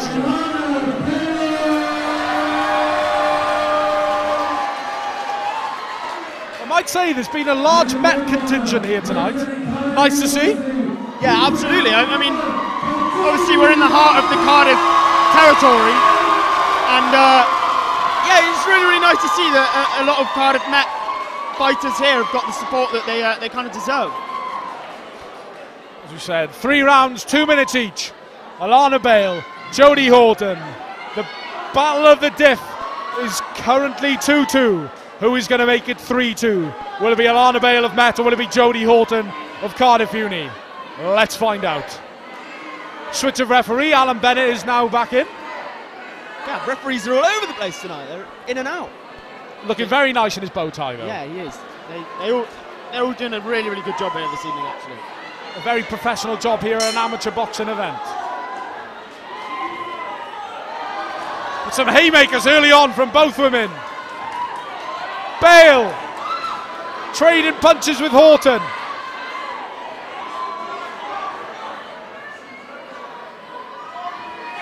Horton, some big punches, catch in, Bale in the face. Horton swinging wildly early on, is that going to tire her out, Sam? I mean, it's been a pretty wild start, to be honest. They've both been swinging from the fences, but I mean, it's a good start. There's been a few shots landed, but nothing too serious at this stage. Mika, in your first fight, what was your game plan when you went into it? Yeah, so when I first got in the ring in the round 1, I wanted to see what she was going to do. I stayed back. I kind of went in with a 1-2 jab. I didn't do anything big, nothing crazy. I mean, these girls are going in there flailing a bit. And like I said earlier about having that power behind the punch, getting behind the punch, I don't see much of that going on at the moment. Yes, they are both flailing, but Horton landing a couple of hefty blows on Bale during that exchange. She's coming forward and wraps Bale's head back with a right hand. Both these women wearing head guards because they have to. Still the rules in amateur women's boxing, you have to wear a helmet. But Horton certainly being the aggressor in this third round, landing a couple of nice straight punches. I mean, what, these girls are around 50 kilos, mid-50s. It's not going to hurt when they punch each other too much. So we could see this fight just lots of flailing, lots of punches throughout it. That's what we like to see. That's what the crowds come to see, a lot of action. As Horton snaps Bale's head back again with the right hand. But Bale comes back with a few of their own. And I think that was a round to Horton, Mika. Yeah, I think so too. I think at the start they kind of came out, they were all guns blazing, but then we saw some control from Horton. And yeah, I think she took that one. Yeah, I agree with Mika there. I think Horton, I don't think there was a huge difference between the two, but she just landed a few more significant strikes from what I can see here, and that's, you know, in a fight like this when it's so close, that's kind of what decides between a winner and a loser, and Horton's definitely taken it. You can also see Alana struggling with her head guard a little bit, and sometimes I wonder if that's the issue. Why even have it there? Because it's going to be an issue for you when you're fighting. It's going to be a distraction. So I feel sorry for her in that sense. Did you fight with a head guard when you fought? Yes, I did. Did you find it difficult? This face, the face. Can't ruin the moneymaker.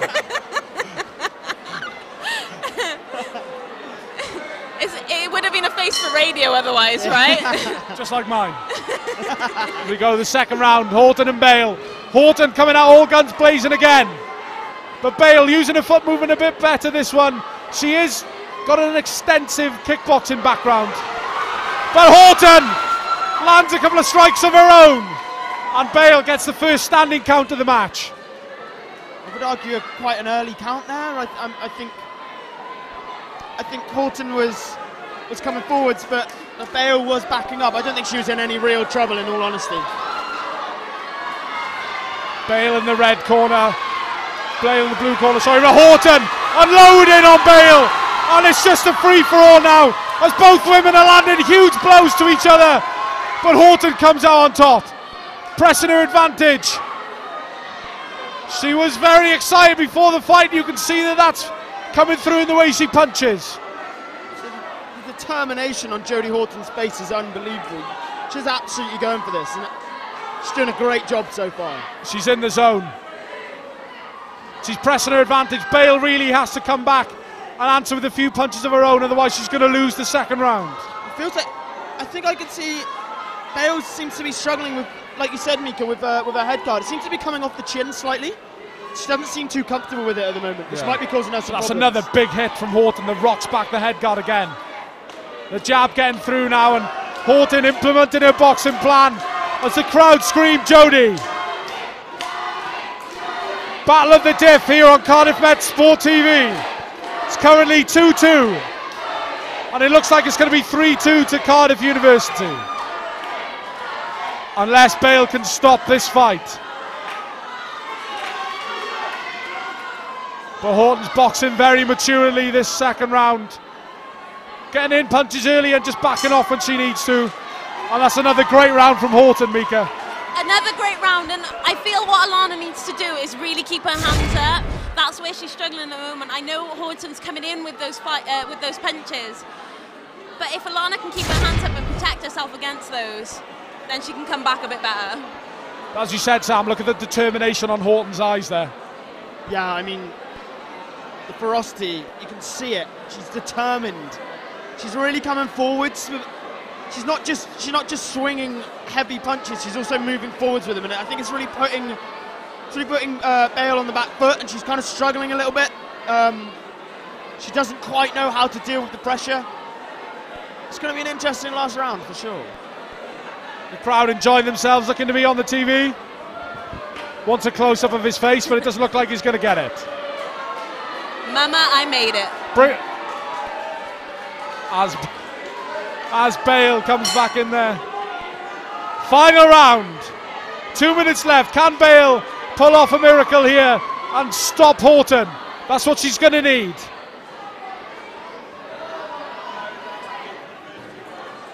The ferocity is starting to die down. I think both women might be tired after the early exchanges, Sam.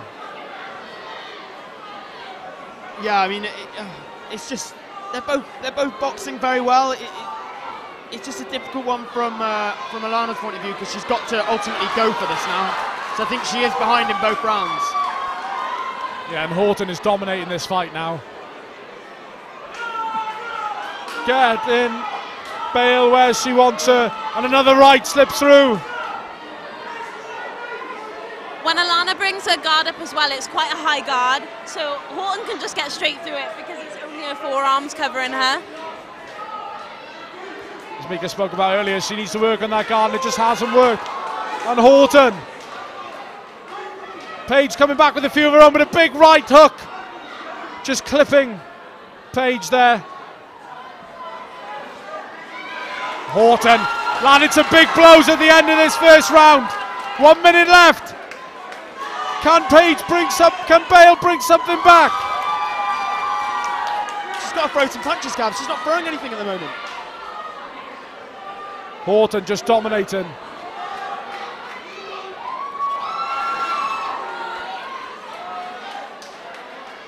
And Horton's just toying with Bale here a bit. She knows she doesn't need to do anything much. Oh, but a wonderful left hand gets through from Horton. And a right hand and a left! As Horton dominates the end of this fight, like she dominated the start. What a wonderful performance from the young woman.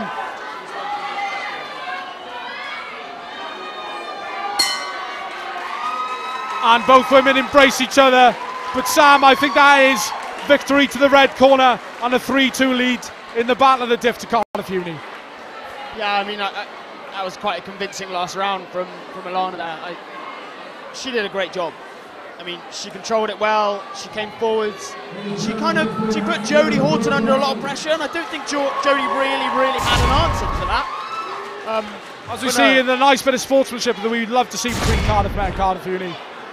But as you said, Alana Bale really struggled there to implement any of her offence. And I think Jodie Horton came out the clear winner, and she's ecstatic by the looks of things there, Sam. Yeah, she looks over the moon, and I'm sure her coach is also over the moon for her as well. It's one thing taking a victory, but when you do it in front of a lot of your friends, and I have no doubt some of her family members are here as well, it's just like a completely different picture, and I'm sure she'll be over the moon. Simply brilliant. And let's have a look at what the judges said. Ladies and gentlemen, the winner by unanimous decision of the judges, the red corner,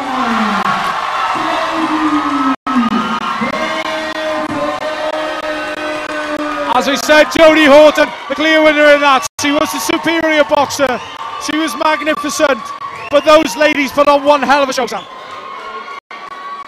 Yeah, I mean, I feel like the only female fight of the night where they've definitely done the women proud, for sure. Great fight, great entertainment. But let's hop over to Mika Moore now, who's interviewing Jodie Horton live. Jodie, massive congratulations on the win. You were really excited about the fight tonight. How was it in there? It lived up to expectations. It was really good. I enjoyed it, and I hope I put on all right performance.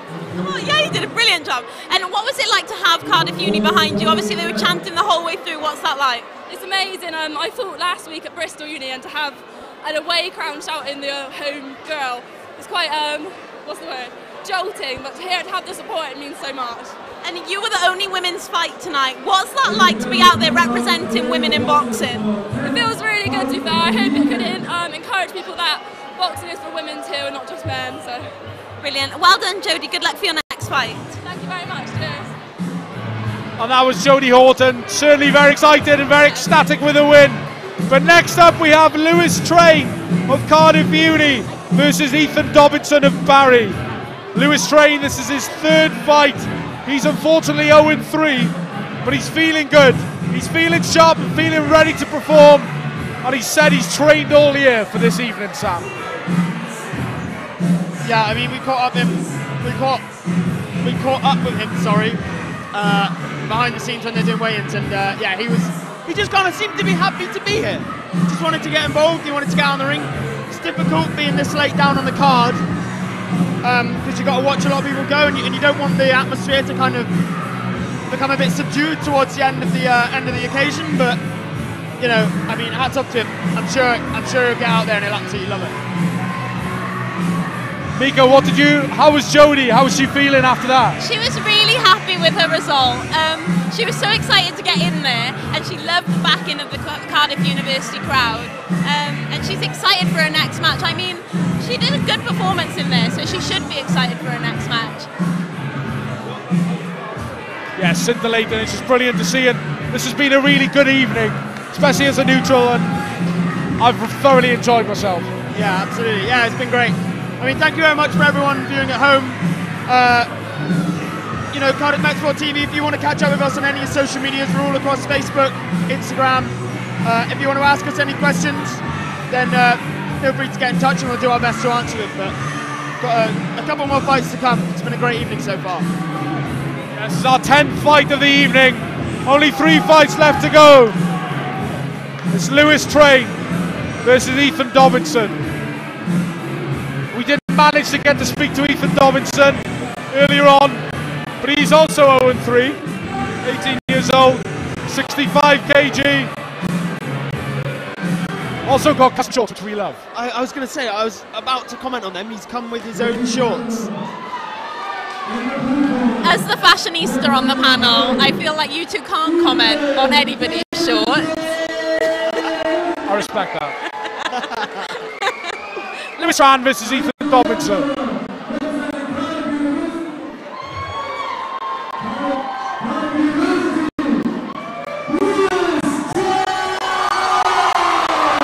And here we have a 21-year-old Owen 3 also, 66 kilograms. What can this young man do tonight?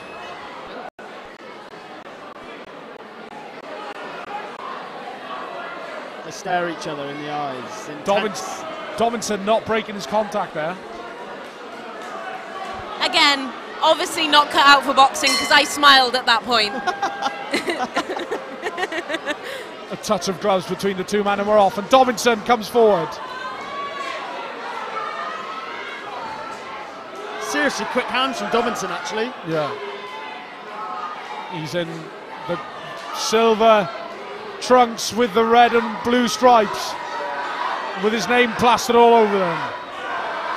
But Tran's definitely got the hometown back in here.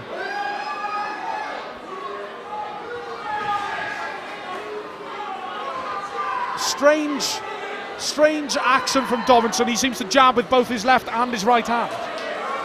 Yeah, I mean, he seems to go in for those jabs and he backs off, he holds his hands up, and Train just isn't quick enough to get in there with the retaliation, and he just needs to speed up a little bit. Train maybe move forwards in the counter.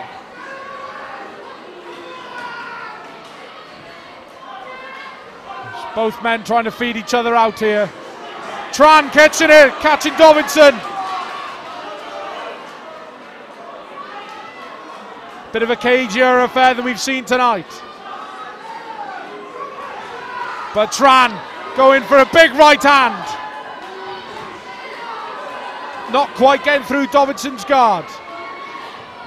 Both smaller men.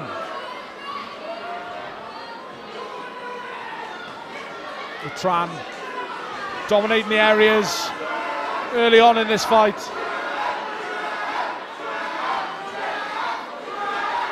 Getting a lot of support from the crowd. What do you make of the early exchanges, Sam? I mean, I feel like Dobinson's he's playing it tactically well. He's going for body shots as well as head shots, and I think that's a man that kind of got a bit of a game plan and he's trying to stick to it. So he's doing a good job so far. Yeah. Yeah, Mika, what do you make that round? Quite tight. Yeah, like Sam said, going for those body shots from Dobinson is really good. It'll sort of wind Tran, and that's what you want to do. You want to get him out of breath, you want to make him hurt, and then you can go for those headshots. Yeah, I think a lot of the amateur boxers here tonight are debutants, and I think some of them come out here with the intentions of going for that knockouts, but that isn't what judges are looking for in a boxing fight. Judges are looking for somebody that can control the fight well, that can show them an array of skills, and that can ultimately be better at their opponent in many aspects. And a lot of the fighters here don't necessarily, or haven't necessarily done that tonight. But I feel like Dobinson's playing to the judges' eyes, and he's trying to get them on his side, which is the right thing to do if you want to win a boxing match. Both men listen intensely to what their coaches have to say. They've all got a little bit more experience than some people here. 0-3, both men. Somebody's going to get their first win tonight. Will it be Tran? Will it be Dobinson? Dobinson comes out swinging, but so does Tran. And the haymakers are flying. Tran with a big right hand.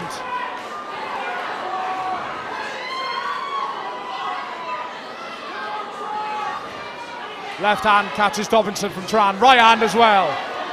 Dobinson a little bit rattled here. Tran is swinging some heavy punches. I mean, if he can connect one of them, I'm sure Dobinson's going to get very Dobinson hurt. on the ropes, and Tran unloads on him. But is he beginning to tire Tran? Dobinson wearing them well, but he was caught by a few. Early exchanges to Tran, Mika. Early exchanges.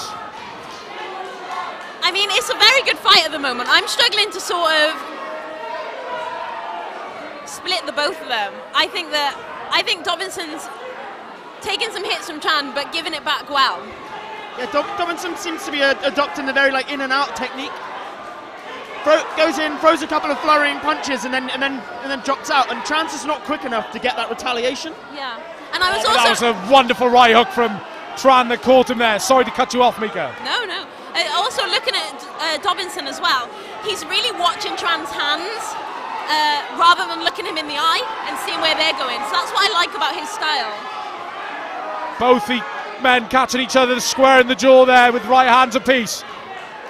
Dobinson comes over the top with a big one but misses.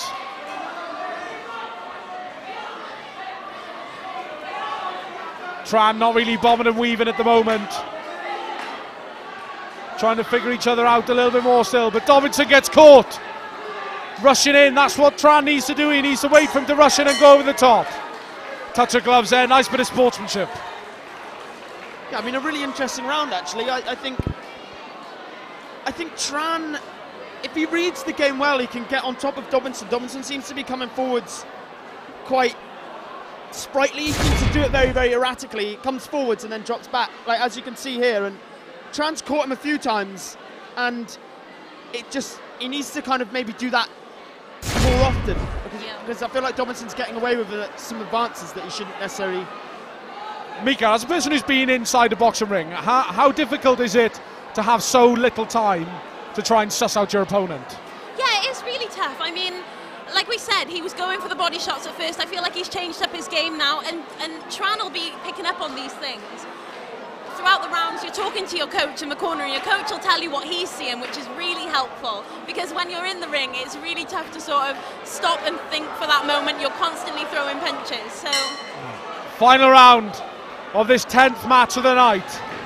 Battle of the Diff, currently 3-2 to Cardiff Uni, with sprinkling the fights between Portsmouth and Barry. Dobinson, a man from Barry himself, throwing some nice punches early on. Tran. This is a very tightly fought encounter. Will one of these men settle in this final round? Nice right hand over the top from Dobinson. But that's Tran is doing what we said he needs to do, waiting for him to come in and then catching him with a little right hook there. I think it's kind of aimless when Dobinson comes in and Tran stays back, isn't it? That's what Tran needs to do.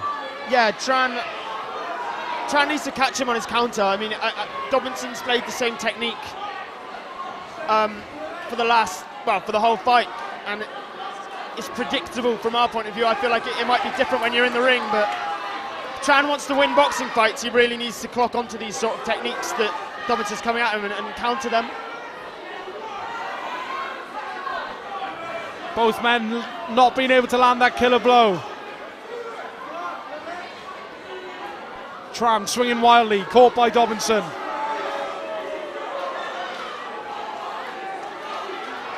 Referee Bennett circling the both men. Chan getting a nice shot of his own in. This is almost too close to call at the moment. Can one man separate themselves in this last 30 seconds?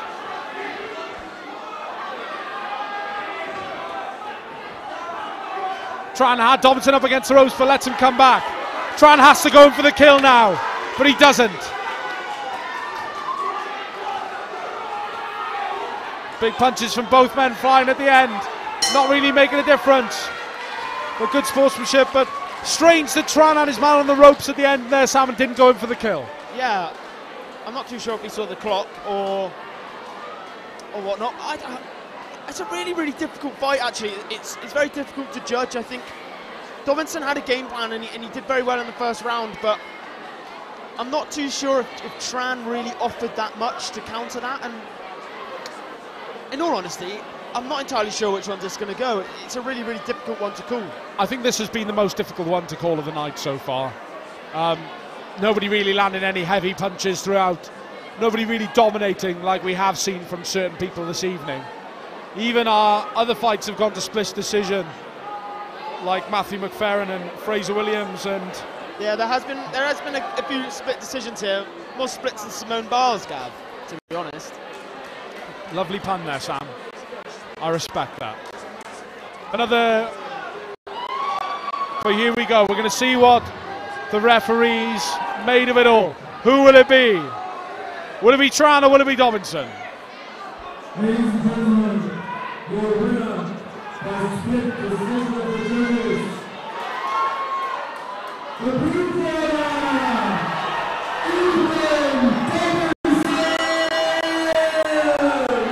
And there's your winner, Ethan Dobinson. He's absolutely ecstatic, the man from Barry. That's his first amateur win, but both men gave a really good encounter of themselves. Yeah, I mean, I spoke about it in the first round, Gab.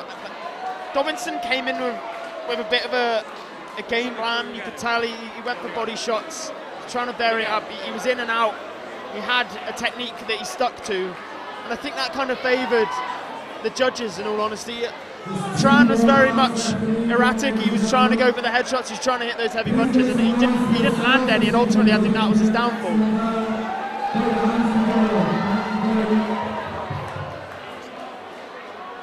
As you see, Ethan Dobinson ecstatic with his coach, and we think that Mika Moore is going to be talking to him live now. Ethan, massive congratulations on your win there. How was it in there? It was tough. He was a good opponent, he was long, but every time he kept coming in I was catching him with the counter right.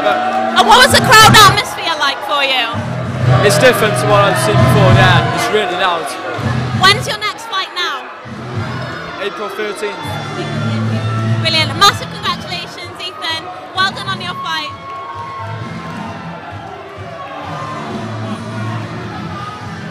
As we see there, Ethan Dobinson with his first win, he's ecstatic. But now we come back to the ring and it's the final Uni versus Met encounter of this Battle of the Diff.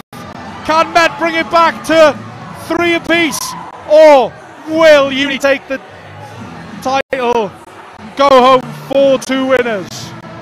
Tom Bowen, we see there, record of 1-1, 74 kilograms, age 22. Apparently he's a knockout machine.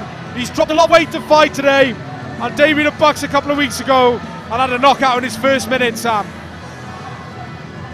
I think he's the first man that we've had in the ring that's a debutant, that's not a debutant, sorry, that's actually come in with a knockout. So it's going to be a really interesting fight. I'm sure there's going to be some big punches being thrown. We got Elliot Holm here, 22, it's his debut. He's feeling really good. He's got lots of mates in the crowd today. He's looking to put on a show.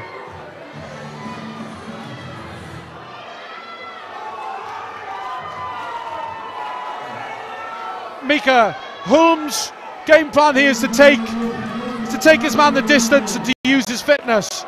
Is that a good idea against somebody who's renowned as a knockout artist? I don't know, I was talking to Tom back in the warm-up area and he seems really confident. I'm really excited to see how he fights. I mean, I saw him warming up a little bit, but that's different to when you're in the ring.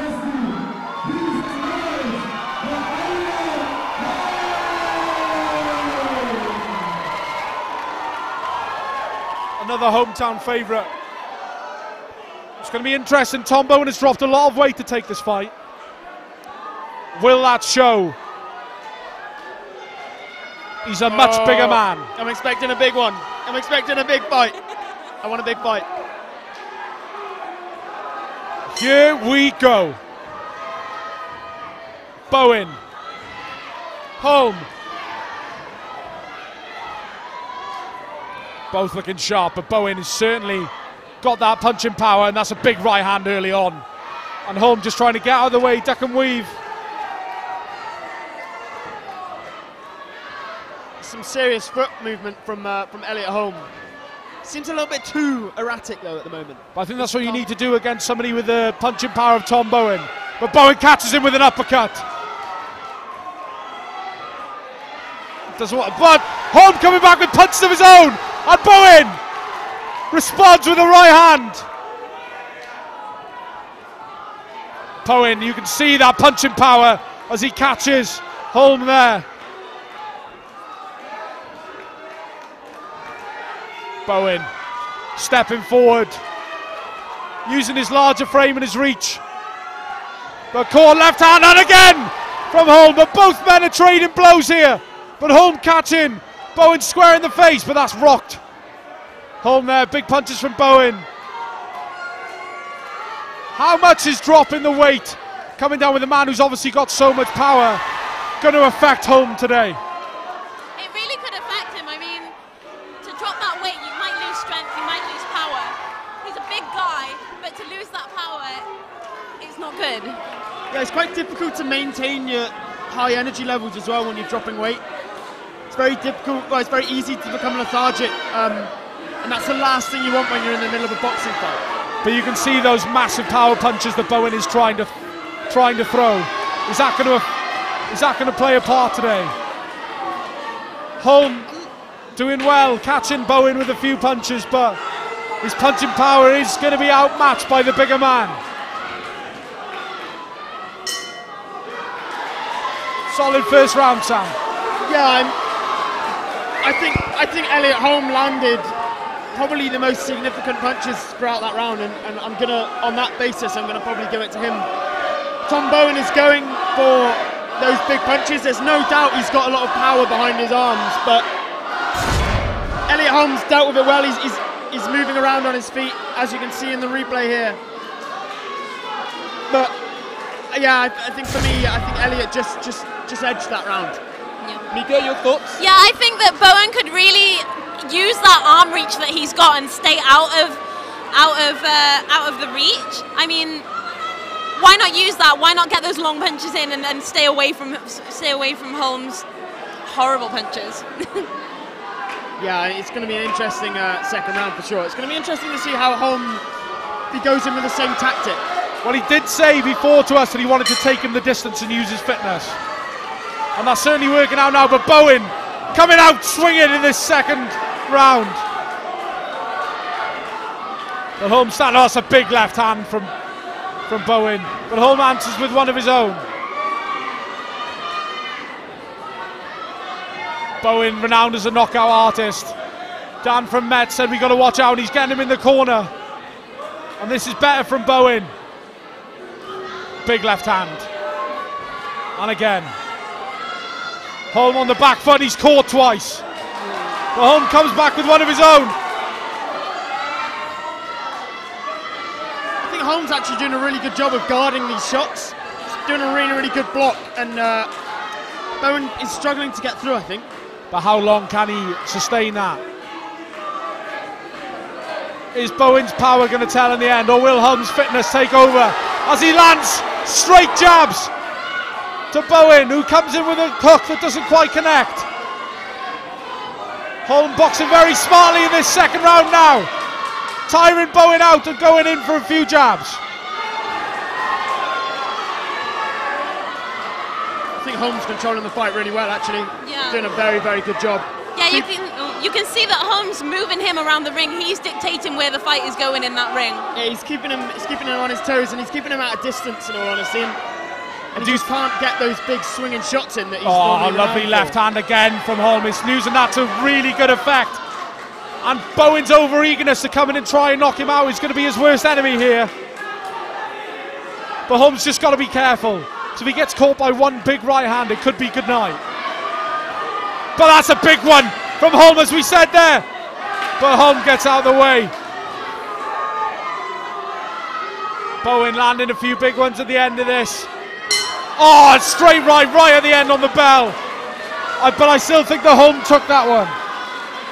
Yeah, I'd probably give both rounds to Holm. I think he's just done a very good job of keeping him out of distance. And look, as you can see in the replay here, Holm just isn't really offering much. And he can't, when he's swinging around, he's coming in behind the man. And when you're trying to do that, you're just losing all your power and your punches. And it's obviously not paying off for him, because I think Holm's taken the two. Mika, what do you think both coaches will be saying at this time? Do you think Bowen has to come out and look for that knockout? Well, yeah, I think Bowen's coach will be telling him, look at what you've done before now. You need to bring that in this next round. Holm's coach will be telling him, keep doing what you're doing because you're winning this fight. Well, Holm looks calm. He said that his fitness is going to be the factor in this, and at the moment, Bowen is just coming out swinging wildly and Holm is waiting for him to be tired out. Twin chance of Bowen and Holm range out around Cardiff Students' Union. The final round in this Battle of the Diff. Tom Bowen said he wanted to go for the knockout, and I feel like if he's gonna do it, he's got to do it now. He's certainly coming out swinging this last round. I apologise. Holm, straight left. Oh, big left hand from Bowen. That's riled him. And he comes in with some big uppercuts of his own. And what's Holm going to do here? He slips that one nicely. but that left hand has rattled him. But Bowen looks out on his feet as Holm comes back with punches of his own. He's going to use his fitness to outlast this fight.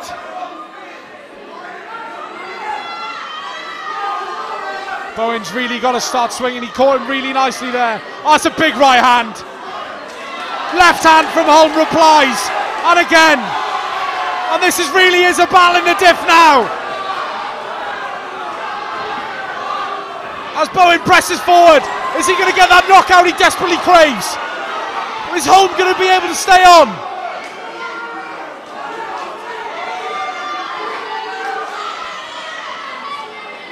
Holm throwing the jab.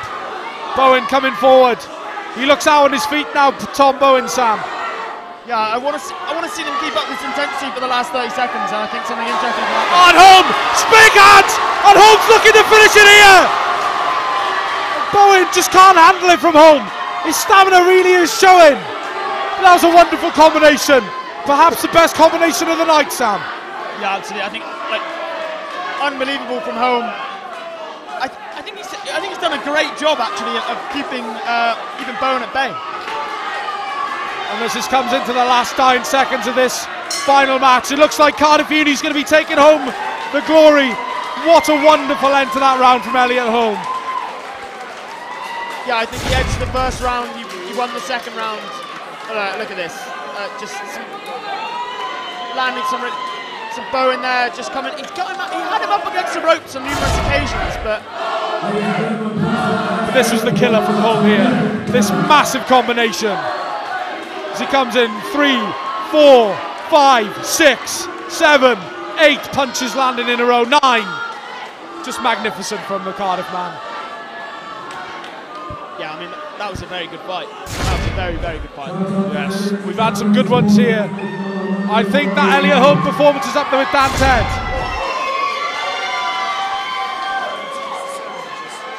Elliot Holm there with a wonderful performance, rivaling that of Dan Ted earlier on. But let's see how the judges scored it.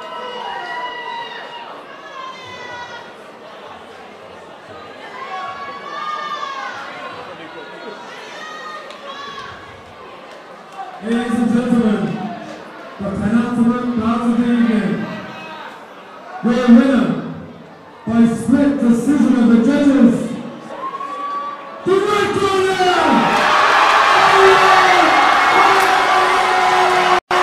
And that is it in the Met versus Uni bouts this evening. Elliot Holm has made it 4-2. The battle of the diff is going home to Cardiff University, Sam.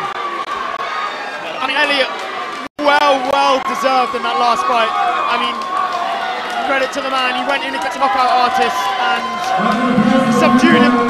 Did a great job of holding him at bay and took the W. And I think it was thoroughly deserved. And he's certainly very excited then. He's speaking to our reporter Mika now. Elliot, massive congratulations on the win for Cardiff Uni. You wanted to go out there and use your fitness to win that fight. Do you think you did that? Yeah, so I said that to the rest of my team before coming in here. Said that I want to take in the distance, use my fitness.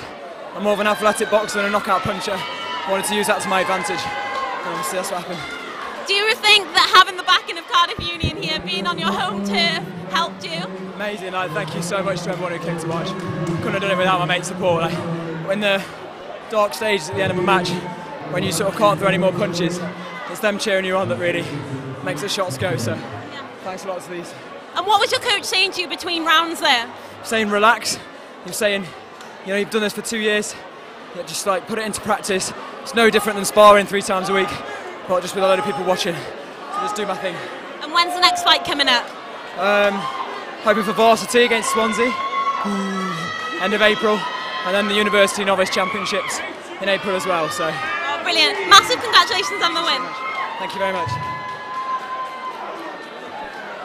And there we see Elliot Holm very proudly receiving his winner's trophy this evening, and he was fantastic, a really good performance. And now we are coming on to the last fight of the evening, Gerard Kelly versus David Evans, as we still see one of the proud men who've won their medals this evening. But we come to the end of the Battle of the Diff this evening. It has been a wonderful night of boxing, Sam. This is the first Battle of the Diff I have seen, and for an amateur boxing show, it's been incredibly good. I've absolutely loved it. The atmosphere's been brilliant. The team here that have put on the show for everybody has been great, and to the boxers themselves, they've all gone out and done themselves proud, I think. So yeah, it's been a wonderful evening. Yeah, and I think the commentary team have really made it. Oh well, I wouldn't say that. I don't want to make you blush. Right, but I'm blushing now. No. I'm just red because I'm really hot. I'm sweating a lot. But Mika, what have you? Elliot Hulme, a bit of a crowd favourite there. How excited was he? Yeah, I mean, obviously, for someone coming from Cardiff Met to see someone from Cardiff Uni win, it's a bit of a sore spot. But what a lovely guy, what a great talker. He wanted to go in there and use his fitness. He did, and he said that was his plan. He said that the coaches were telling him to just keep doing what he was doing and be confident. Yes, but unfortunately we'll be coming to a close here with the last fight of the evening. Gerard Kelly of Cardiff Uni versus David Evans. We don't know much about these two men. No, I mean, obviously we know Gerard Kelly is from Cardiff Uni, David Evans representing Barry. Gerard Kelly also has one defeat, but it's going to be an interesting one. It's always an interesting one when you don't know too much about the two. And being the last one of the night, it could go one of two ways. It could be an absolute, everyone goes all guns blazing and tries to finish the show nicely, or it could be quite a subdued one. But hope for the first. As we see, both men coming into the ring now. David Evans, age 27, from Barry. It's his debut, 79 kilograms. He did the two heaviest men this evening. So let's hope for some big power punches thrown, and let's hope for a knockout. And here we are, the old head, 32 years of age, Gerard Kelly. One defeat already in his career, but he's not hoping for one this evening.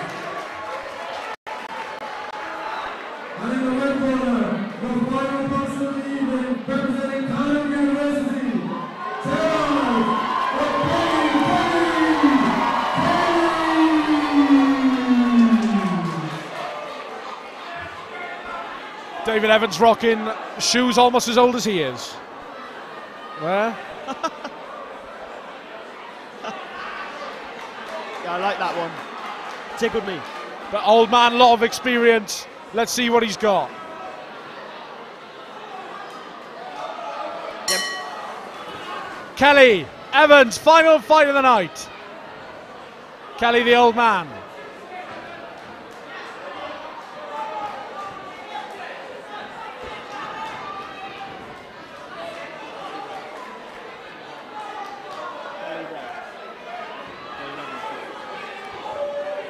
Kelly looking to come forward. Big punches from both men.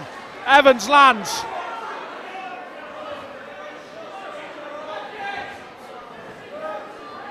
Gerard Kelly looking in very good shape here, Sam. Yeah, Kelly keeping his distance for sure. He's coming in and out with those short jabs. But David Evans of Barry in the black shorts looks very accomplished. I think you want to watch out for that right arm of David Evans. He's caught with a big. But Kelly comes back with a few of his own. Are we going to end the night on a knockout? I think the crowd is certainly baying for blood here.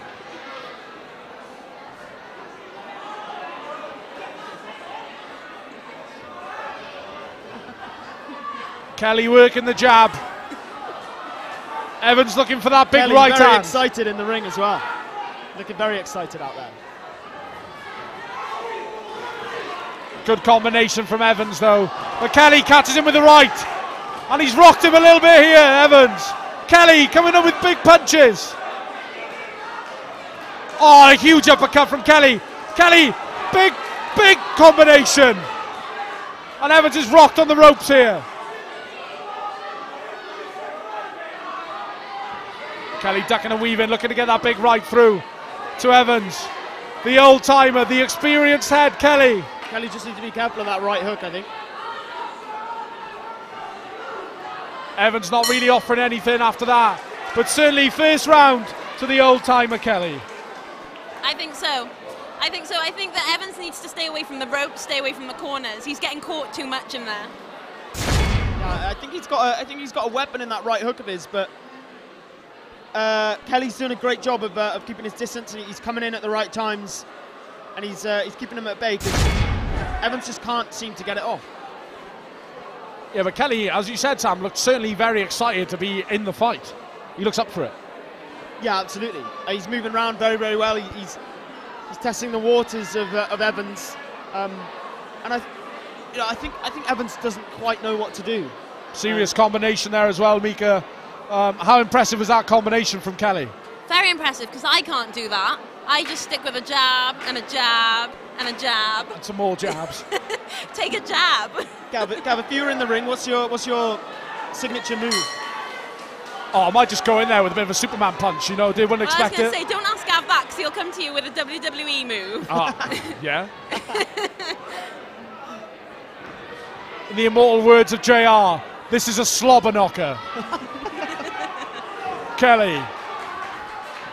Evans coming back with a couple of jabs of his own, but Kelly is really throwing that right hand with some venom and managing to stay out of the way of Evans.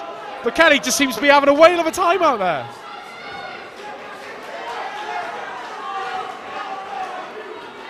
Almost caught him in the uppercut there. Evans, big right hand again. Kelly lands on Evans. Kelly dominating this fight, just getting out of the way when he needs to, and Evans just really is not closing the distance.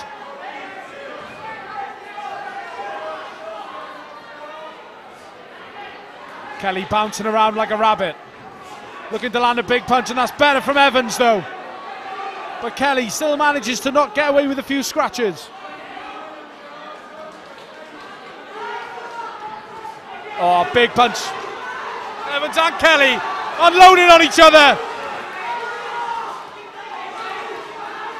God, this is a close one. Both been landing some good punches. Evans has definitely come out of his shell in this second round. I said both bigger men, and both of these punches you can hear the sound when they land on people.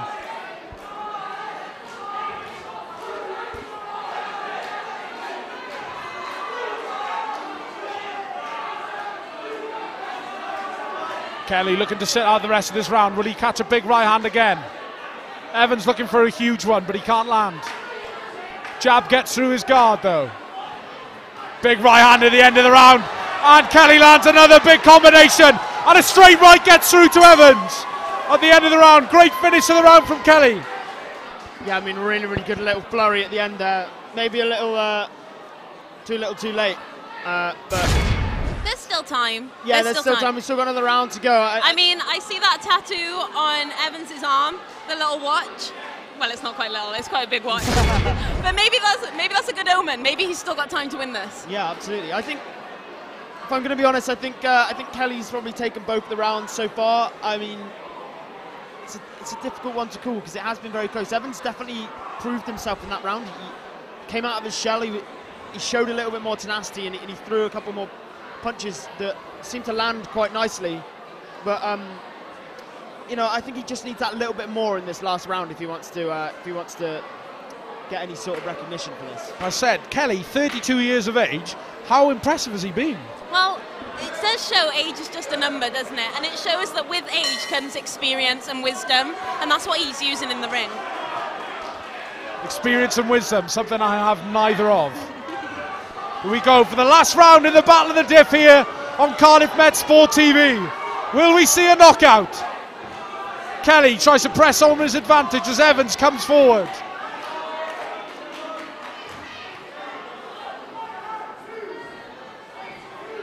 Kelly just playing with Evans here, trying to lure him in, and gets a nice left hand and pushes him on the ropes as both men look to land some killer blows. Oh, big uppercut. Doesn't quite land from Kelly. Both men throwing some massive punches, Sam. Yeah, really good defense there actually from Kelly.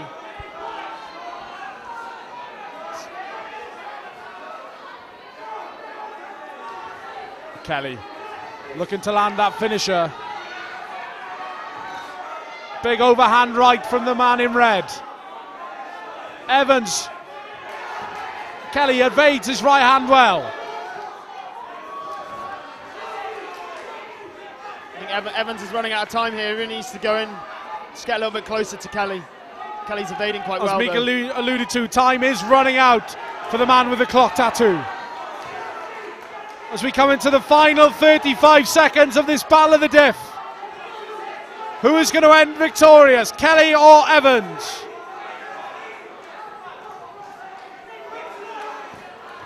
Big body shot from Kelly, but Evans lands a right of his own. But that body shot has really hurt Evans. So a little glance from Kelly at the clock there.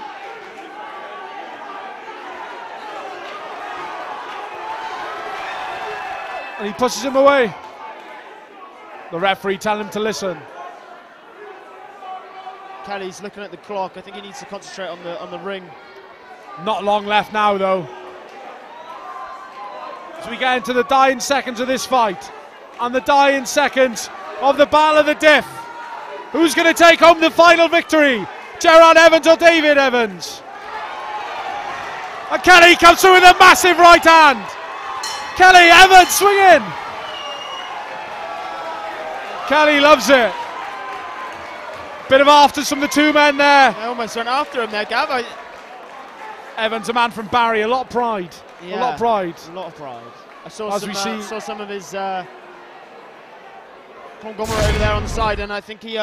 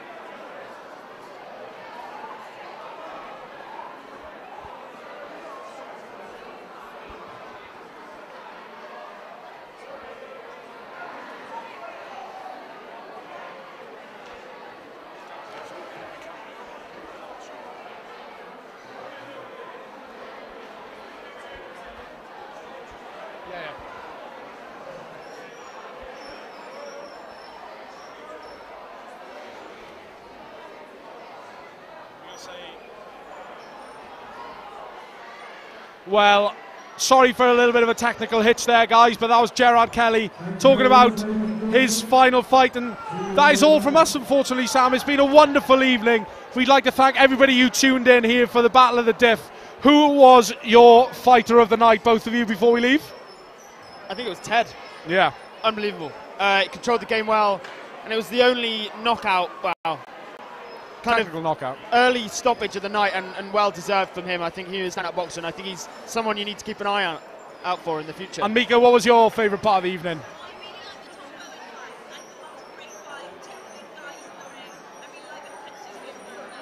Yeah. Well, brilliant. Thank you, everybody, for tuning in at Cardiff Met Sport TV. We'll hopefully see you soon. Check us out on Facebook, Twitter and Instagram. But that was the Battle of the Diff. Thank you and good night. Cheers. Thank you very much, everybody.